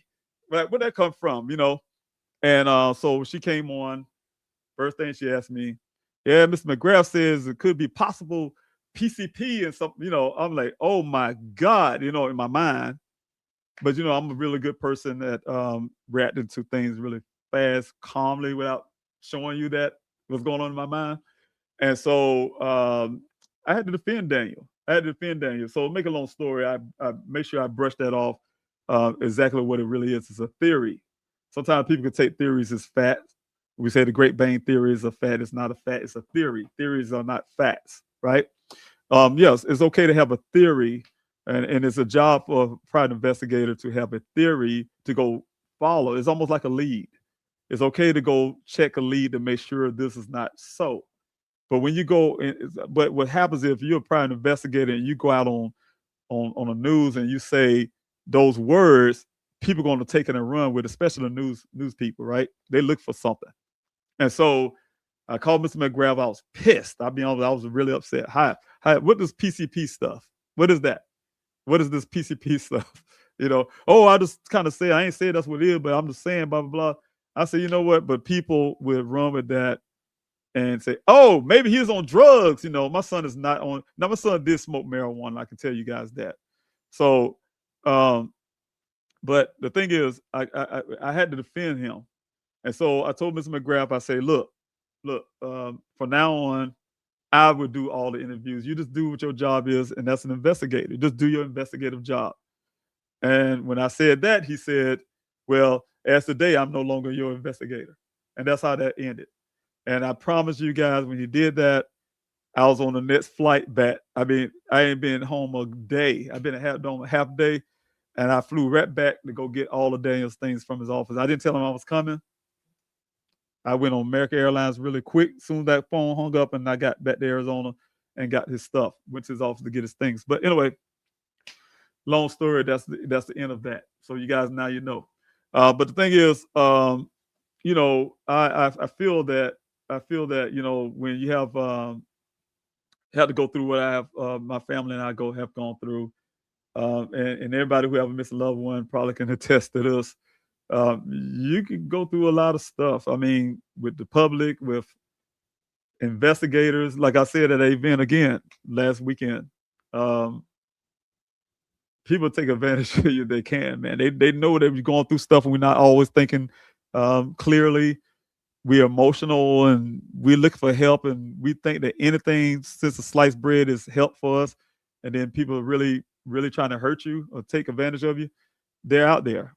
You guys wouldn't imagine how many investigators that I met, even to this day, still they run. And some of them, I think they're probably good people, and they probably wonder why I don't call them back, because I have trust issues with private investigators when it comes to, find out their real intents are, right? Because I had some private investigators that came, I mean, man, out the woodwork. I mean, and they can get you. I know it cost me $21,000. I can tell you that for trusting. So you got to be careful about things. So, um, I just want to say that to families. Just be what I said to the families the weekend is find someone in your family who can do what I have done. And I'm not boosting myself up. What I'm saying is, I'm so happy to be right here, this world here, a warrior. The first thing they called us when I joined the Army and I was in basic training, they call you warriors first before you become a soldier. And so I remember that. But anyway, but you're a warrior. And so find someone in your family who can actually be that warrior. And when I say that, be a person that can take the punches and, be level-headed because you're going to need it. And you have to have somebody who's going to be recording everything. I mean, you talk to law enforcement, I mean, you got to know their name, the time you talk to them. And if it's a one-party state, do like I do, record yourself talking to them. You got to keep those records. I still got everything. And you keep those records, you keep those receipts because you never know you need them, because I sure enough need them, and I got them. And I didn't know I was going to need them, but I got things because you record and you do everything you can, not because you trying to be mean, but you have to protect yourself and you have to defend yourself in every area that you can. Again, tonight, I want to defend my son, his honor, the Robinson family, our integrity, the kind of persons that we are, God-fearing, God-loving, really nice people. And at the same time, I'm defending myself personally from people who don't understand that, you know what, it took a lot of me to come out to the public and say, hey, look, I need a helping hand. I need help, right? And, before Daniel went missing, again, I didn't have to ask anybody for anything. And it's not a bragging, it's a fact, right? It's a fact because I've been okay. But then Daniel went missing. I had to go all out because I'm a father. But then you find out, it'll burn you. It really hurt you. But I wouldn't. But to be honest with you, if it take me, have to do it again for my son, I'll do it many times over, and I have no regrets of that. What I'm saying is, it's just that I just ask for help, and then I have to get the comment. I feel like this: if you're a person who just think of money somehow, some funny way, or somebody's always out doing something mean or dirty or whatever the case may be, don't support them. I mean, but don't say nothing to them. Just don't say nothing at all. I mean, it could have took easy for the woman to not say nothing at all. Just don't support me. Don't donate to me. That's what I say. I'm just asking anybody who can help. That's all I ask. And those who want to do it, they will. Nobody's saying, hey, you better not. Let them determine if they want to believe what I'm saying or try to help me. It's not that person's call. So, if you donate money, you say, hey, and that's another reason why I did it as well. I want to say this really quick too. I did it because I had to think positive too. Now I had to put on the positive side of things, and I had to say, look, there may be some people who are really cautious about where they put their money. So they put their money somewhere. Yes, I have the answer to that. So that's why I try to answer the best way I can tonight. Answer to yes, you put your money there. And I said I was doing this all in, even though you see me on the news and doing all this and see me videos walking in the desert and Dateline out there in the desert with me. If you still don't believe that was true and you want to get receipts to that, I tell you and I'll show you, right? So that's basically what I did. So make a long story short, that's it. And I really thank everybody that came in tonight. And I do have a few more comments I'm throwing on here, and then I'm gonna jump off. Let's see, make sure I get all of this off. But then I'll just jump off everybody, and I really thank everybody who joined in on this live stream tonight, because you didn't have to spend your time with me again. I really appreciate that. Lucia, thanks so much. I'm watching, listening, and supporting you, Miss Ross. Thank you so much. I really appreciate it. And again, these kind words, it helps me out mentally. It helps people, morally, all that stuff.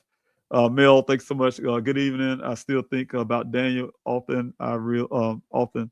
And so, yes, and I think about him every day too. Mel, thanks so much. I really appreciate that. Come from the YouTube side. You say good evening again. I really appreciate you thinking about my son. I truly appreciate that. Linda, thanks so much for being here. We stand with you 100%. We're stationed at Fort Hood, and my son was born there. Okay, yes. Fort Hood was well, Clean, Texas was an interesting place. I'll just put it that way.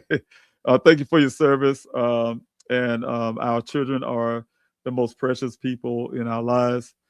We keep Daniel and your family in our daily prayers. Thank you so much. I really appreciate that. A real quick note though about Clean. When I just thought about when you said it again. People don't know we lose up more soldiers in Clean, Texas, Fort Hood than we do in the war. So people have to think about that too, right? And it's for different reasons, for like suicide mostly and things like that. So, but anyway, thank you so much, Mr. Garcia. Thank you so much. I really appreciate you. I don't live far from there. Thanks so much again, Mel. Thank you so much, Mary Ellen. Greetings to you. Thank you, Lincoln. I've been praying for you and your son. Thanks so much. I truly appreciate the prayers. I believe in prayer. So, are you going to do any more searches? And I tell people this, Mel, Santi, I've said like this. There's a lot of places, believe it or not, even after 50 weeks of searches that we didn't get to search, right? And so what I did is heavily concentrate on areas that they was putting this new development at, right? And the reason why, because I knew that once they tear it up, some things get buried forever, right? And so when I go out to the desert now, for instance, I see that development. They put new roads out there, and sometimes I still wonder, like, what if we missed something? Now they got pavement over it, right? But there's some areas that need to be searched, and I can't say that, right? That I haven't been able to touch. And then I was able to touch, but wasn't able to get line searches done. And those line searches without the equipment that law enforcement have always find human remains. And I can prove that. And the facts of that is, you name one time the Buckeye Police Department says Daniel been missing. You can't name one time that law enforcement even found their own hands in front of their face. They haven't found no human remains. They haven't found the human skull. They haven't found the 46 initial cycles on the vehicle. I mean, they haven't found nothing, right? And so what I'm saying is, to go back to the search part, though, those line searches is what help us find those human remains. The hasty searches, what we're doing as well, help us find some human remains. But that stuff that the law enforcement doing didn't yield anything, right? And they had cadaver dogs and searched all they claim. But going out to the search again, I did one in April last year. That's April the 12th last year. And the way I stand right now is, first of all, what really hinders me is trying to, again, you guys, you got to understand this. This is true. A lot of times I backed out because I don't want to ask people for more funding, because people look at the dollar sign, they look at that 400,000 and they think that somehow it's sitting in the bank. Somebody like, it ain't never been used, because GoFundMe don't show it like that. So the last time I had to actually open up, and somebody alluded, that person that said that alluded to that, I had to open up a separate bank account, because I said, well, nobody's donating more to this 400,000 account, GoFundMe, because they're thinking it must be just money sitting there, because it says 400,000, not counting what actually happened. So I said, there's new people that want to donate. They'll see that and say, well, he don't need no money, right? So you open up another GoFundMe that says specifically for the search, in a sense, right? In hopes that people look at it that way and say, okay, now I get it. I'm going to donate just for the search, right? And that'll help me. So that helped me for the April the 12th search. So I was able to get enough. I think I asked for, during that time, I asked for like 12 grand, because I already know how much it's going to cost me, because I've been doing this for 50 weeks. At the time, I didn't know it was going to be 50 weeks, because even Joseph Petito, Gabby's dad, he called me and came to that search. And so, I knew how much basically I needed, but I think I was like short by 2 grand, but I made it work. I worked the hell out of it too. I was able to, when I say I worked the hell out of it, I was able to do everything I said to do. You can ask the A-team will tell you, that's like, man, you try to cram all of that up in a few days? Yes, I do. Every time I go there, I take the little money I get, and I cram it all together and make whatever I need to do happen, right? I mean, I know I ain't gonna get no sleep that week, but I'm gonna make whatever I do. That's when I talked to the Buck out that week, and I told them, they told me, oh, yeah, we're gonna do it. I said, no, this is gonna have to happen this week. You know, everything, this transfer, custody transfer, all this had to happen this week because I leave Sunday. I have no money to come back here, right, for right now. So I was able to get it accomplished. But what I'm saying is, for me to have to go through all that kind of stress, asking people all the time, ask people's help and things like that.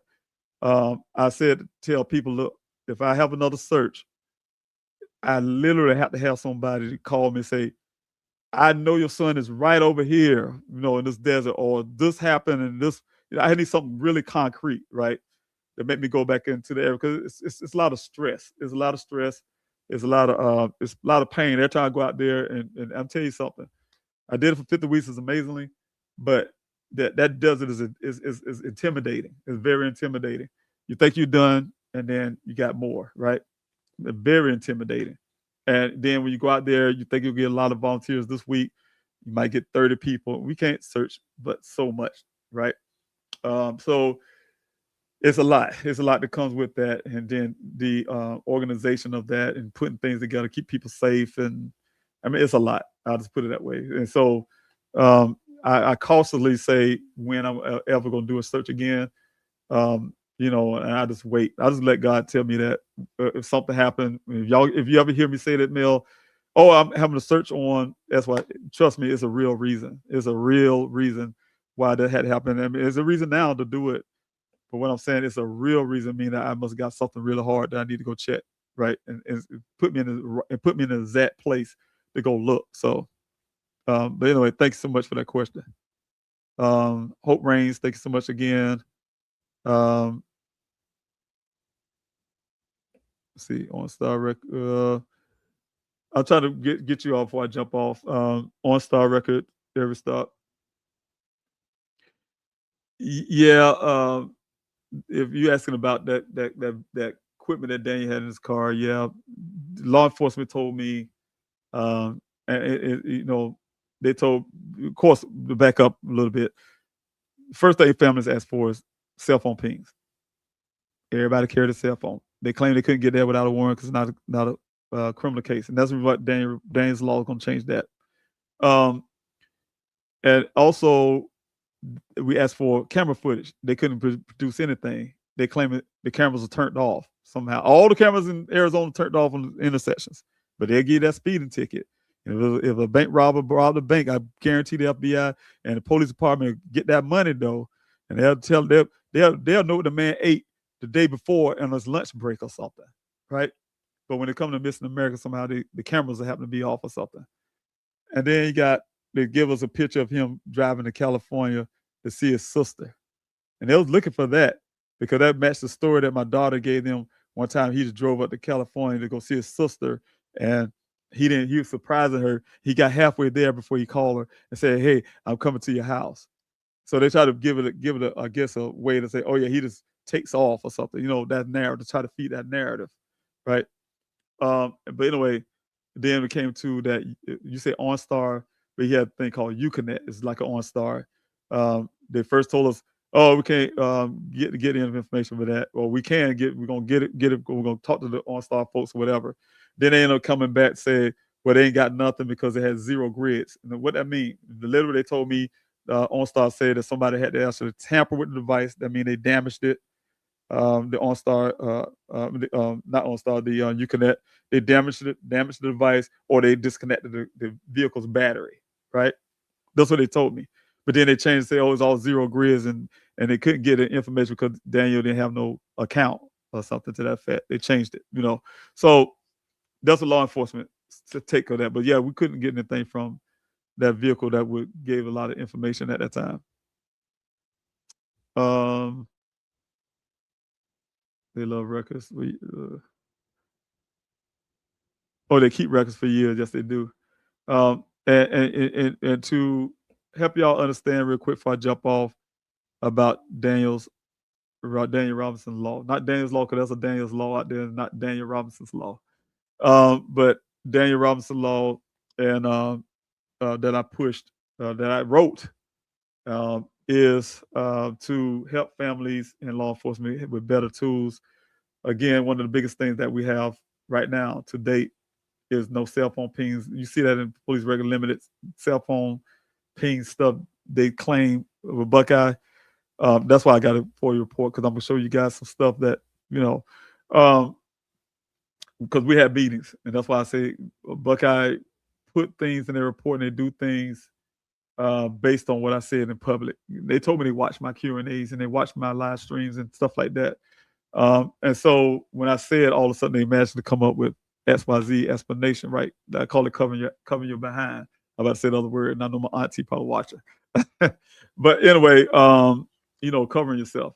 And so what I want to say is Daniel Robinson's law, how I want to say this, it put the power back into the people's hand, right? Your data, your phone, your ownership of everything that's collected by these telecommunication companies, those things belong to you, and free it up, and they'll tell you have to have a warrant, and it don't make sense when it comes to you have law enforcement involved and all this kind of, I'm telling the telecommunication companies, when I was in the meeting with them, say, oh, we give somebody the data.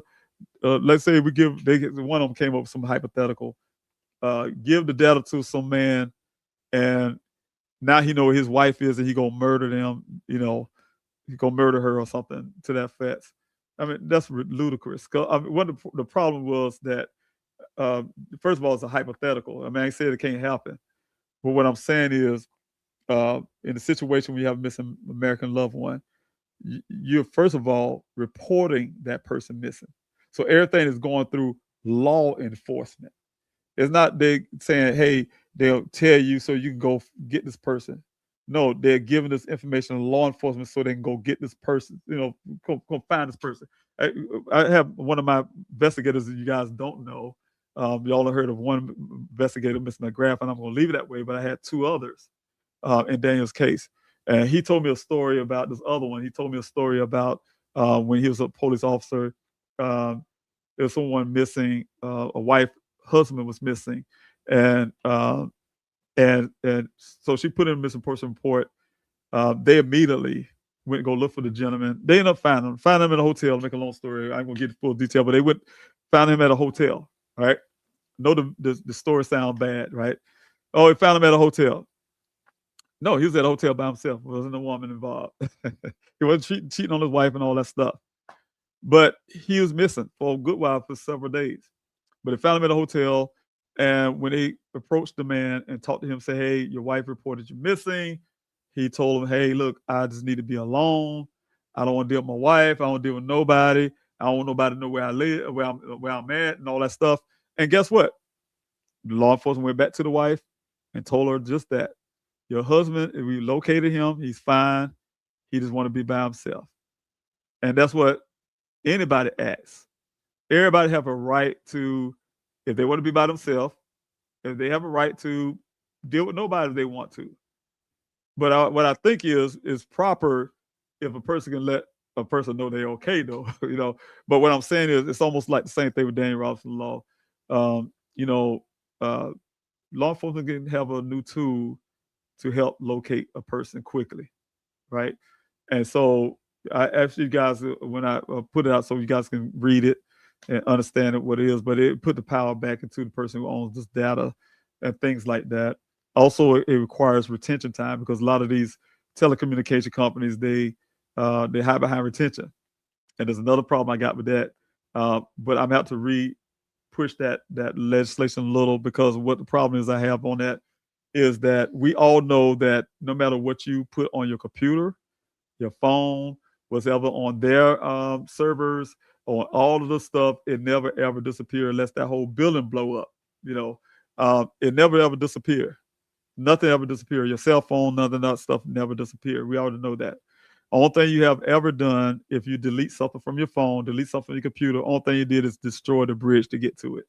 It's still there. You just can't get to it because you push the word delete. When you put that delete, the only thing you did is blew the bridge up that gets you back to that same picture that you don't like no more, for instance. But it's still there. And it's still there with the telecommunication company when it comes to to cell phone pings is still there. They're talking about the retention time. They don't have it no more. Yes, they do. They just need to build a new bridge to get it. And so the same thing with FBI doing your phone, your computer. If you delete something and you think it's gone forever, no, it's not. They're just going to get in your computer, build a new bridge to get to it. And that's it. Simple as that. So we know that. And trust me, I'm also a computer engineer major. So, but anyway, Brandy, thanks so much for being here. David, you don't owe answers to anyone. Thank you. I really appreciate that. You're a shining example of a father. Thank you so much. I really appreciate it. Thank you so much. You're a shining example of a father who is trying to move mountains for his child. I don't know how anyone could possibly question what you have or have not spent money on, because one thing is absolutely clear. You have tirelessly looked for Daniel. It takes money and lots of it. I'm going to go. Thank you so much. I really appreciate that, Miss Lewis.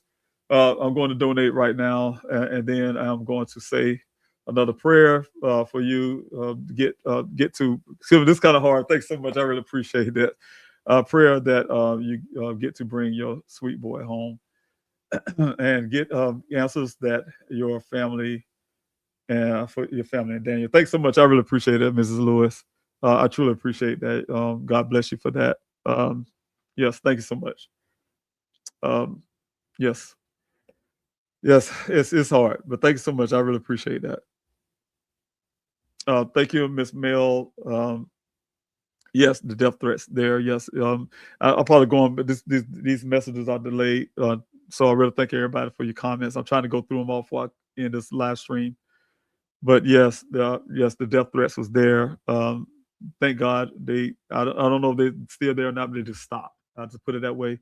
And so thank God for that part. But the most so for me, I was so concerned about myself, more so the fact that they claimed that they had my son and broke his legs and all that kind of stuff. And then I didn't have anybody to this date, the FBI, Buckeye Police Department.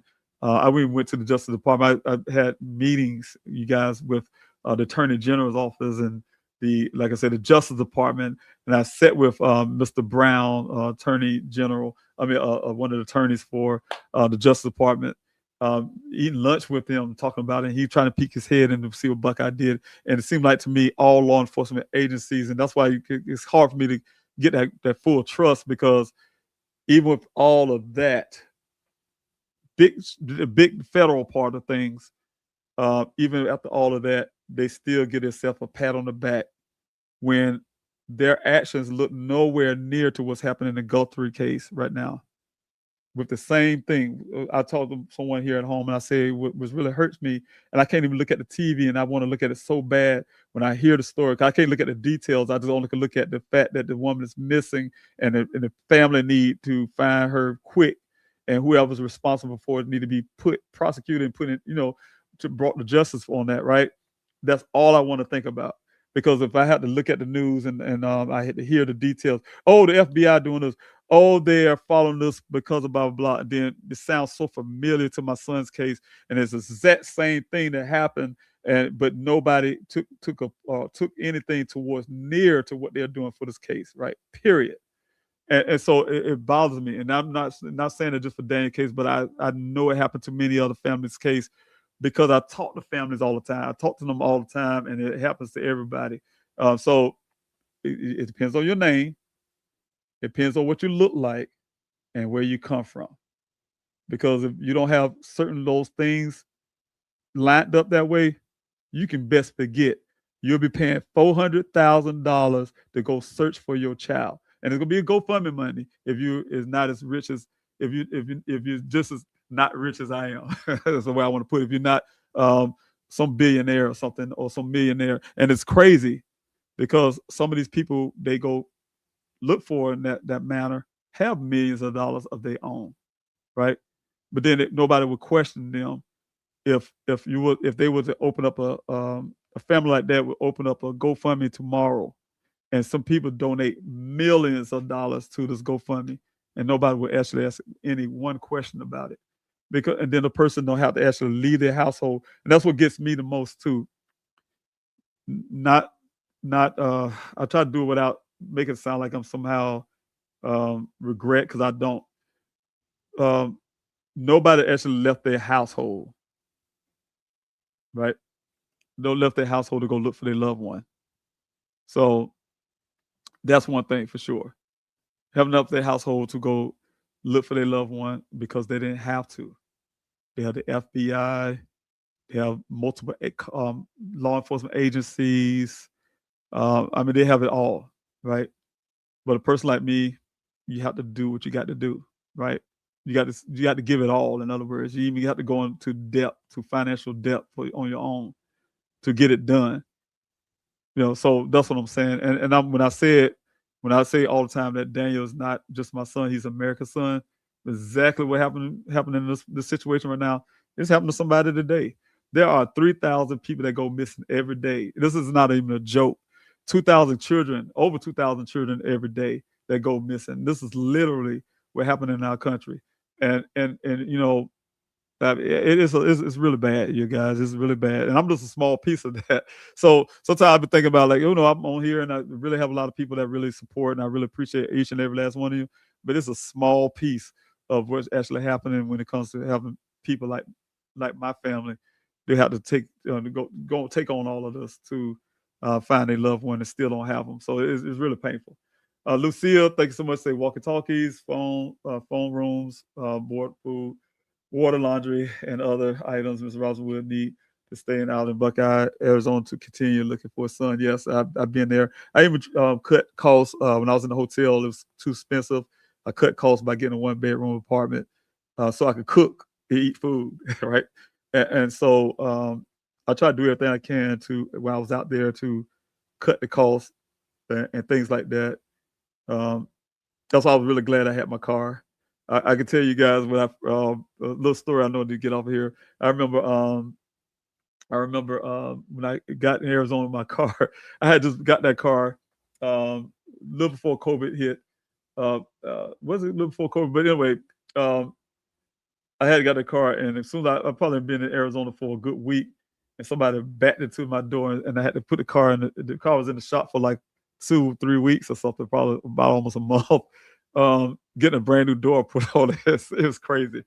Something came off on the interstate and broke the windshield. I mean, that was Arizona, but what I'm saying is, I was cutting costs when I was there, and I mean, it was a lot. You try to think about a whole bunch of stuff and then trying to run stuff at the same time. It was a lot. There's a lot of stuff. So yeah, when you say that, you say the phones and this and that, and I think their little small bedroom apartment was like a little mini office too, because I had to do a lot of printing and stuff like that. So it was a lot of stuff going on. Man, those are the details. When you say that, those are little small details that I probably would never ever mention when it comes to the cost of things I had to do too while I was out there to make it work, right? So that still go towards what I had asked for you guys' help on when you guys donated, and it added all the way up for 4 years. It added up to be $400-something thousand total for near 5 years now. Whoever made them threats to you by email are ignorant and think emails can be traced. And and that's the thing. They had some kind of, I forgot what to call it, but it was some type of email that my investigator, Ms. McGrath, just couldn't get information on, and that's why we needed the FBI into it. But like I said, it depends on who you are and things like that. Did you get that kind of attention? Thank you so much. I really appreciate you, Brandy. Thank you, hands off. My pod, thanks so much. Good evening to you as well. Yes, I will keep fighting. I really appreciate that. And someone do know something, Brandy.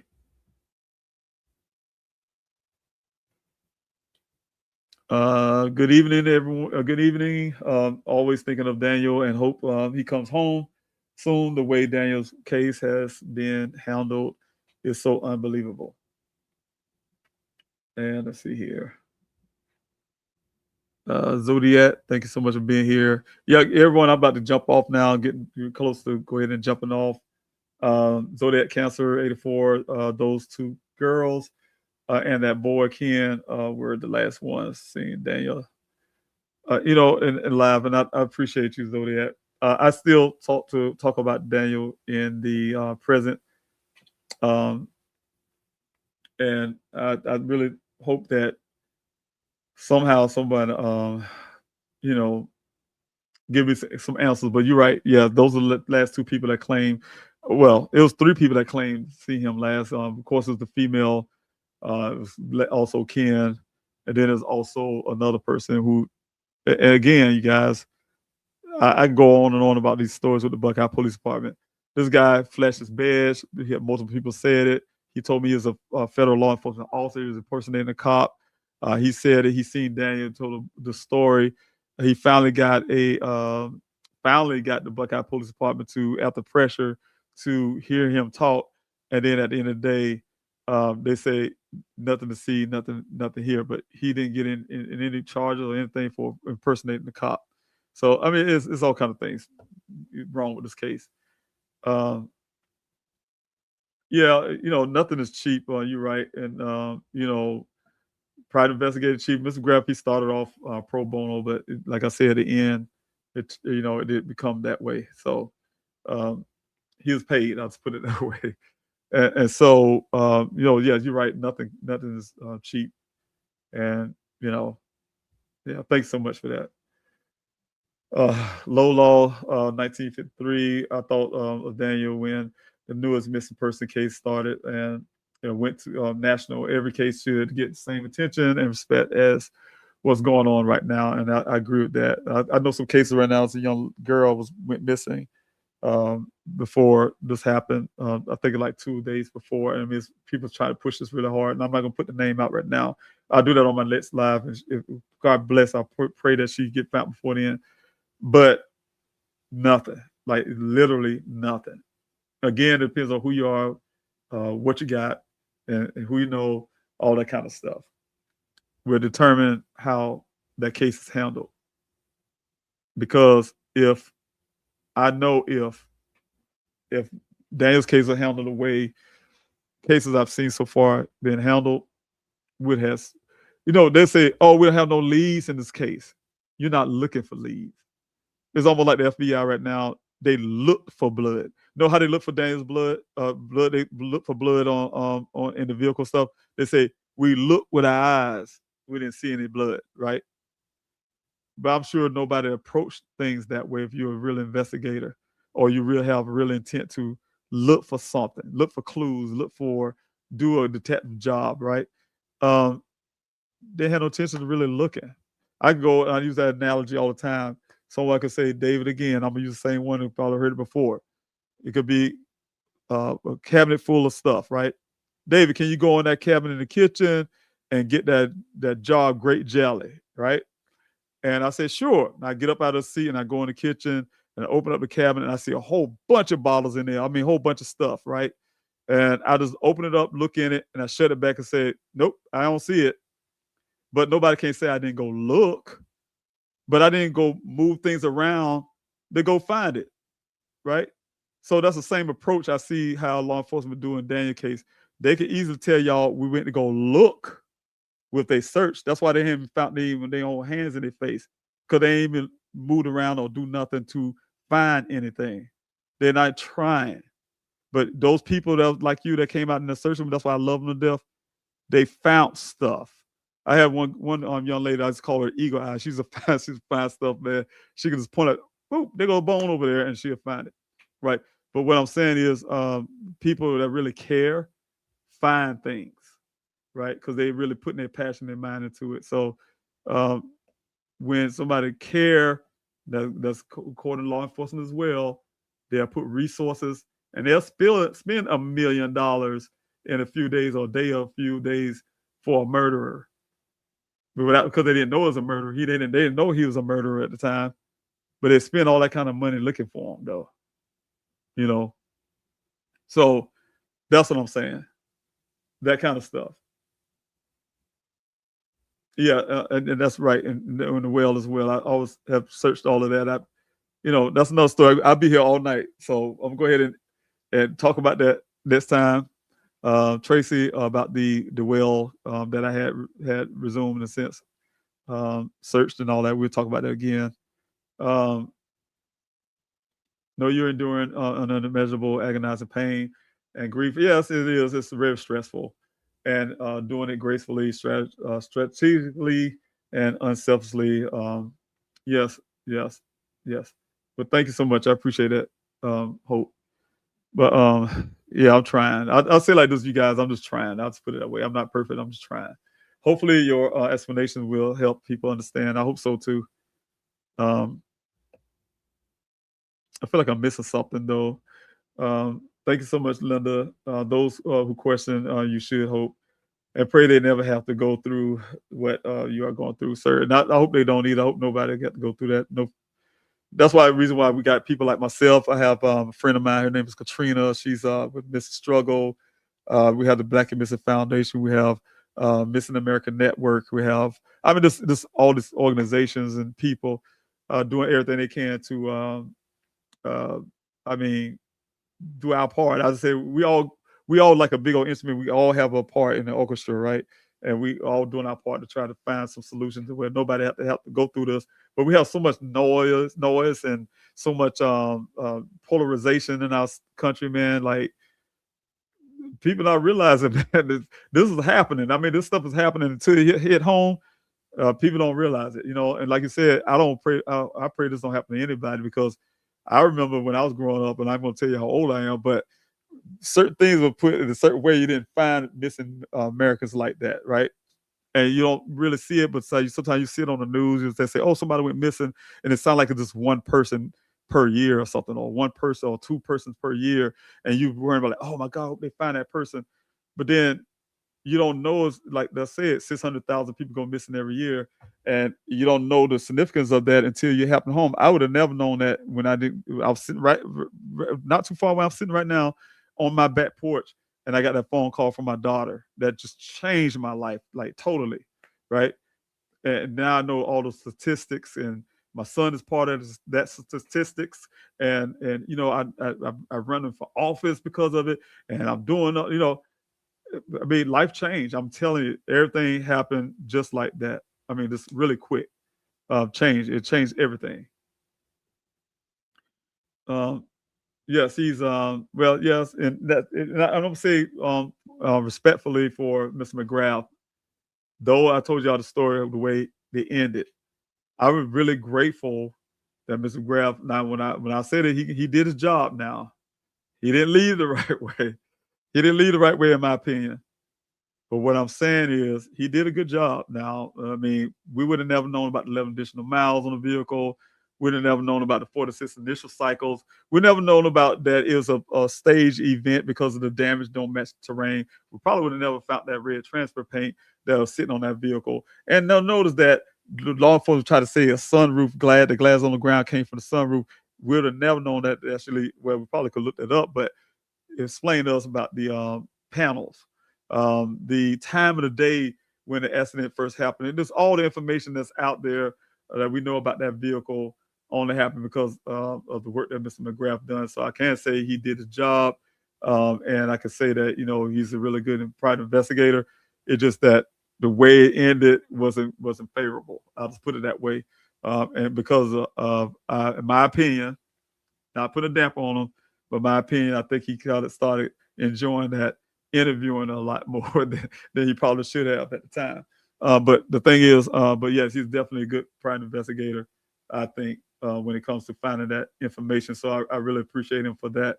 And I think, you know, money worth wise, yeah, most of it, yes, definitely, you know, well deserved. But yeah, but the way he left, no, that was really hurtful because of that time when I finally, you know, it's.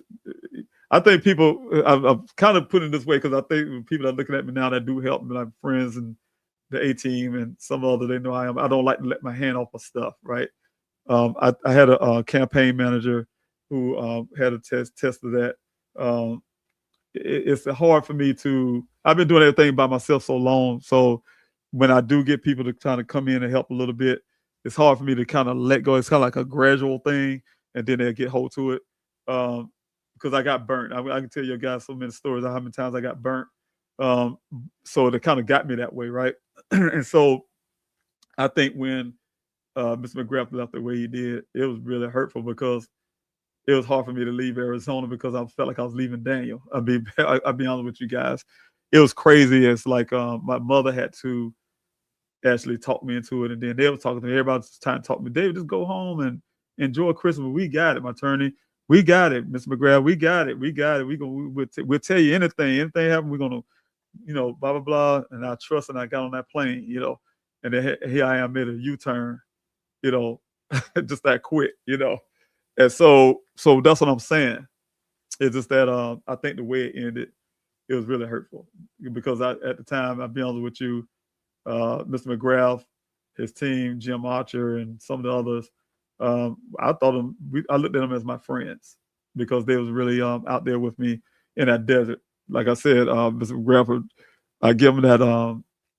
I wish I could name that little vehicle that he liked, that little red one I just showed y'all tonight, and he have his hat on backwards and riding in the desert to go do his whatever do investigative stuff, right? Oh yeah, and I'm gonna back up to it. I've been put on here some of the costs as well.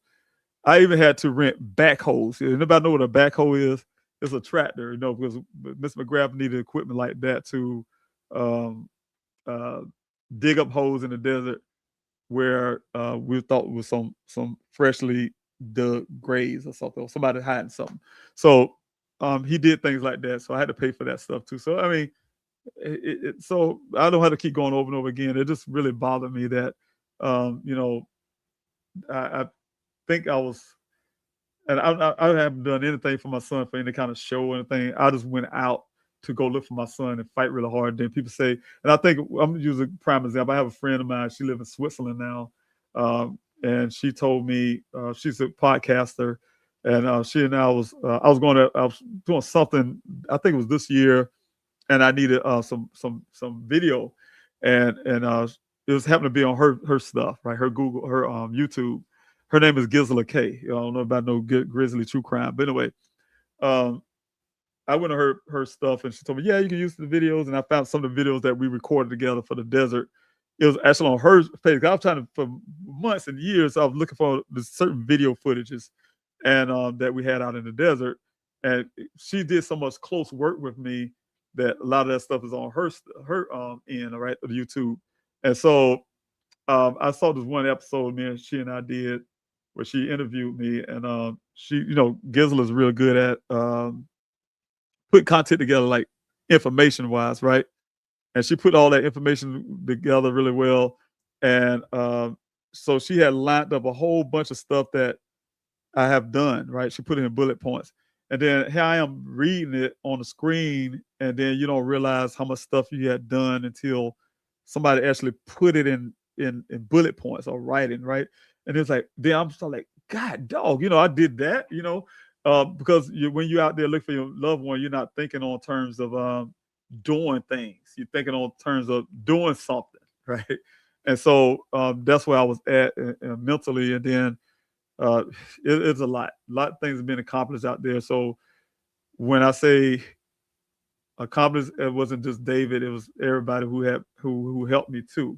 But when I say one man show earlier today, like I say, when I put certain things together, like I mean, I can go on about it, but I'm not going to do that. But some things are just David just doing these things because I know I have to, because I won't have that. I don't have the big team and the backing and certain little things. So I have to do it myself, right? So that's what I'm talking about. But I do have the A team.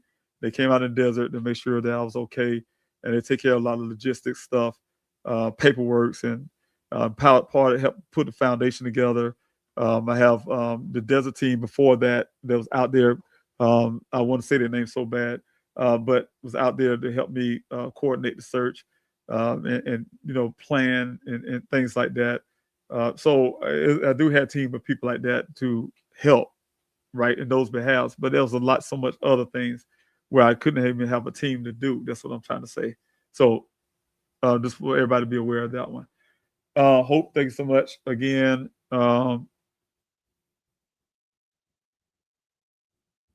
I get the one, the transparency and recording it, but just keep your being put down. That's not right. Yeah, yeah, and I do. I keep everything, so I really appreciate that. And I'm not. I think I'm probably overdoing it now, so I'm gonna go ahead and jump off and just let it go. I let it go and pray and let it go. That's how I want to say. Pray and let it go and just let it be there. So thanks so much, Tatia. Thank you so much. I really appreciate you being here because finally I got a moderator. So I do have a moderator here. So thanks so much. We thank you and are praying for you to find Daniel. Thanks so much. Thanks so much, Miss Linda. Everybody, I'm kind of jumping on really fast because I'm going ahead and end this live stream. Thank you so much, everybody who did come in. Oh, I see some super chats here too as well. Let's see here. So make sure I don't miss anybody really quick that came in. Thank you so much, Mel Senti. Oh no, I've been spoken before, but thanks so much for your comment as well. Pass Horizon, thanks so much. Pass Horizon reposted the stream. Thanks so much. I really appreciate that. Zodiac. I don't know if you were talking Q&As, but I have a question. Is there a reason why Daniel need $2 to $3 worth of gas? And have you ever tried to figure that out? And he didn't. When he had over a grand in his account, that's why I say I don't believe what Buckeye had to say about that. First of all, the other part is I went recently, and that's why I'm glad you brought that up, Zodiac, because I've meaning to for the last couple of weeks. I was going to bring Daniel's bank statement. I've had to do a lot of, redacting of his bank statement because privacy stuff. But I want to get a little portion. I might just do a little section so you guys can see that there's no such amount on Daniel's bank statement. So I'm trying to figure out what Buckeye even get that from in the first place about that purchase for that amount, right? But what I'm saying is not that $2 and $3. But anyway, but the whole point is even with the Buckeye gave me a picture of a vehicle sitting at the tank that morning. They say, "Oh, that's that Daniel vehicle." It's very blurry picture, first of all, but they didn't want to deny the other picture that was blurry. But very blurry picture. But then the tank is on the wrong side of the vehicle. So why we need $2 or $3? He definitely wasn't doing it to put it in the gas can. So like I said, and then he had enough money, and then he's driving a Jeep Renegade, which is a mini SUV. So there's a lot of questions with all of that. Thanks so much, Falconist. Thank you. I really appreciate that. Good night to you. I really appreciate that. Thank you so much. Good night, everyone. I'm going to try to jump off, and I want to say this real quick. Thank you so much, Falconist from Australia, I guess. Thank you, Falconist, for the super chat. I truly appreciate you. Your multiple super chats. Thank you so much. I really appreciate you, and I'm really grateful for that. Thank you so much for your support and your love, and I truly am grateful. Thank you so much. Also, thank you, Brandon Lewis. Apart from donating and sharing the GoFundMe link, what can we best do to support you in your search for Daniel right now? One thing is I'm really going to need the pressure to be put back on law enforcement. And so what I'm going to do, Brandy, is I'm going to start. That's why I'm trying to do this live stream a little bit more. Again, I've been finding it hard. That's why I just do it on Friday because I'm running for office. It takes a lot. Doing this kind of stuff takes a lot, so when I think I kind of slow down a little bit, being on live stream, people say, "Oh, he moved on from his son." That is far from the truth. I am doing everything. I'm doing a lot of stuff. Like I say, even got this FOIA request stuff going on. And what I'm saying is, what I need is to continue to push people to help me with this mail-in protest that I have still going. I still need petition signed. Everything that's on pleasehelpfinddaniel.com. I definitely need the flyers out. But to help me directly, I still have a passion. A couple things, everything run together. So I'm gonna tell you like this, everyone, from the Daniel Robinson Foundation, fighting for Daniel, everything I have to do for that. I just described this a while ago. Even running for U.S. Congress is all part of everything that I have done since Daniel went missing. It's no separation. There's no daylight between those things, right? And so the difficult part I have is trying to juggle myself through all through all those hoops at one time, right? So if I don't have the staff, and for instance, the Daniel Robinson Foundation, you go on danielrobinsonfoundation.org. It is a true 501c3. You can get tests right off everything you can if you donate, whatever. But the problem I have is we don't have the staffing. We don't have. I need people. So if anybody want to join the Daniel Robinson Foundation, please hit me up. We need people. That's one thing. If anybody wants to still help me with my efforts to find Daniel again, I need to continue to put this fire and flame to the Buckeye Police Department. And I'm telling you, the new detective in this case is Mr. Justin Adams. And so you guys can hit him up as well. But I really, again, because I got this financial struggle I was waiting on, I'm trying to get past that point so I can be more present in Arizona like I used to.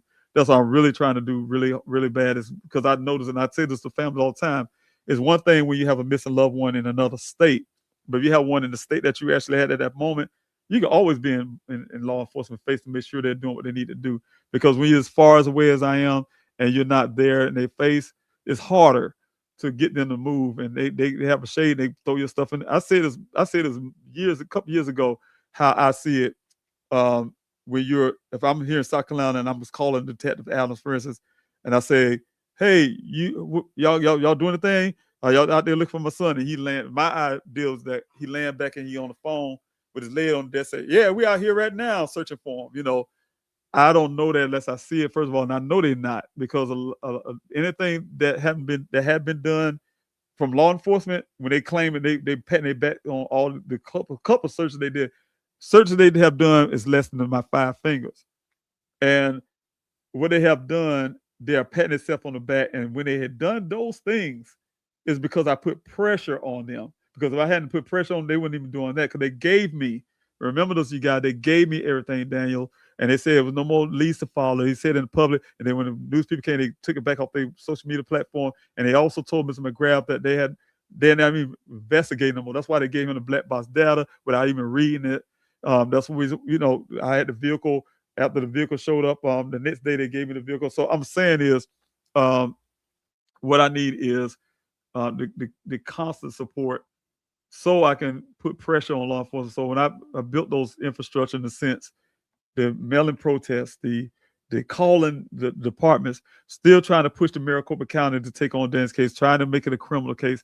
Those things are important. Also supporting the Daniel Robinson law, signing that petition, because that's going to help a whole lot when it comes to me, hopefully, getting that law pushed in Arizona and getting it done, and I can get those cell phone pings that I've been looking for since 2021. So they're still there. They don't disappear. Again, like I said, it's still there. But that's what I say you can directly help me with. That helped me out a whole lot. Go to pleasehelpfinddan.com. All those ways are on there. And pray for me. Running for U.S. Congress is really hard. It takes a lot out of me. I'm learning a lot. I'm taking a lot too. I just did a town hall before I did this live stream, and I'm reaching out to everybody. But make a long story on the campaign, much of you guys think nice of me as a father fighting for my son. There's other people that think negative and nasty of me because of party affiliation, or without even hearing my voice, without knowing me, without having a conversation. People have their ideas about who you are, right? Just based on whatever party you decide to run for, or whatever. So pray for me on that part, because I really hope to get Daniel's law pushed, and Daniel Robinson's law pushed in Congress, in U.S. Congress as well. So pray for me on that. Falconess, thank you so much again. Yes, Grizzly, True Crime. Yes, she's a wonderful lady. Falconess, thank you again for the super chat. I truly appreciate you. God bless you. See what else I got here. I think that's it, everyone. Thank you, Minky. And if I miss anybody, I apologize. Thank you so much, everyone. Yes, please, let me put the information up here on the banner real quick. I think I got it up here.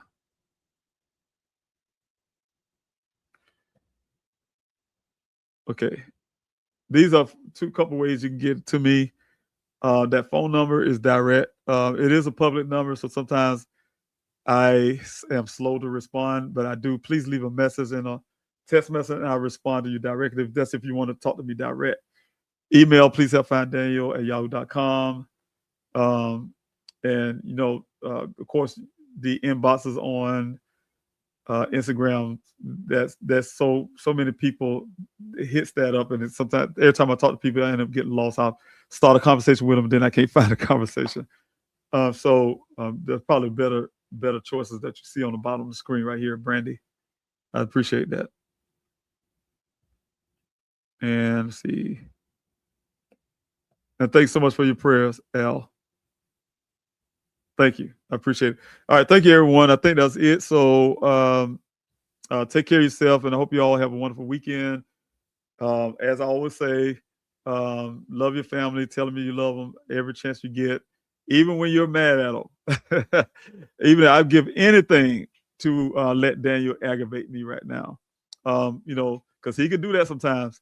And so what I'm saying is just love your family. Tell them that you love them. Even when you're angry, it's easy to say, hey, I love you, but we just can't talk right now. I just want you to know I love you, though. But we can't talk right now because I need to get over whatever we're mad about right now. And once I get that, we can talk again. But just let a person know you love them, because, you don't want to be that person to be reduced down to a phone call. I mean, a old voicemail, old videos just to hear their voice or things like that. So, don't want to have those missed opportunities to tell your loved ones that you love them. Last time I was able to tell Daniel I love him was 2 days before he went missing, and the same for him to tell me that. So, the biggest challenge I have right now is forgetting what his voice sounds like. And so to not do that, we have to listen to, old stuff, that's been recorded. So take care of yourselves, you guys, and have a blessed night. And thank you so much for your support. Thank you so much for believing in me. Thank you for, that's everything, donating to prayers and the kind words and you name it. So thank you, God. Thank you guys for everything. I thank God for you. So take care of yourself and be blessed.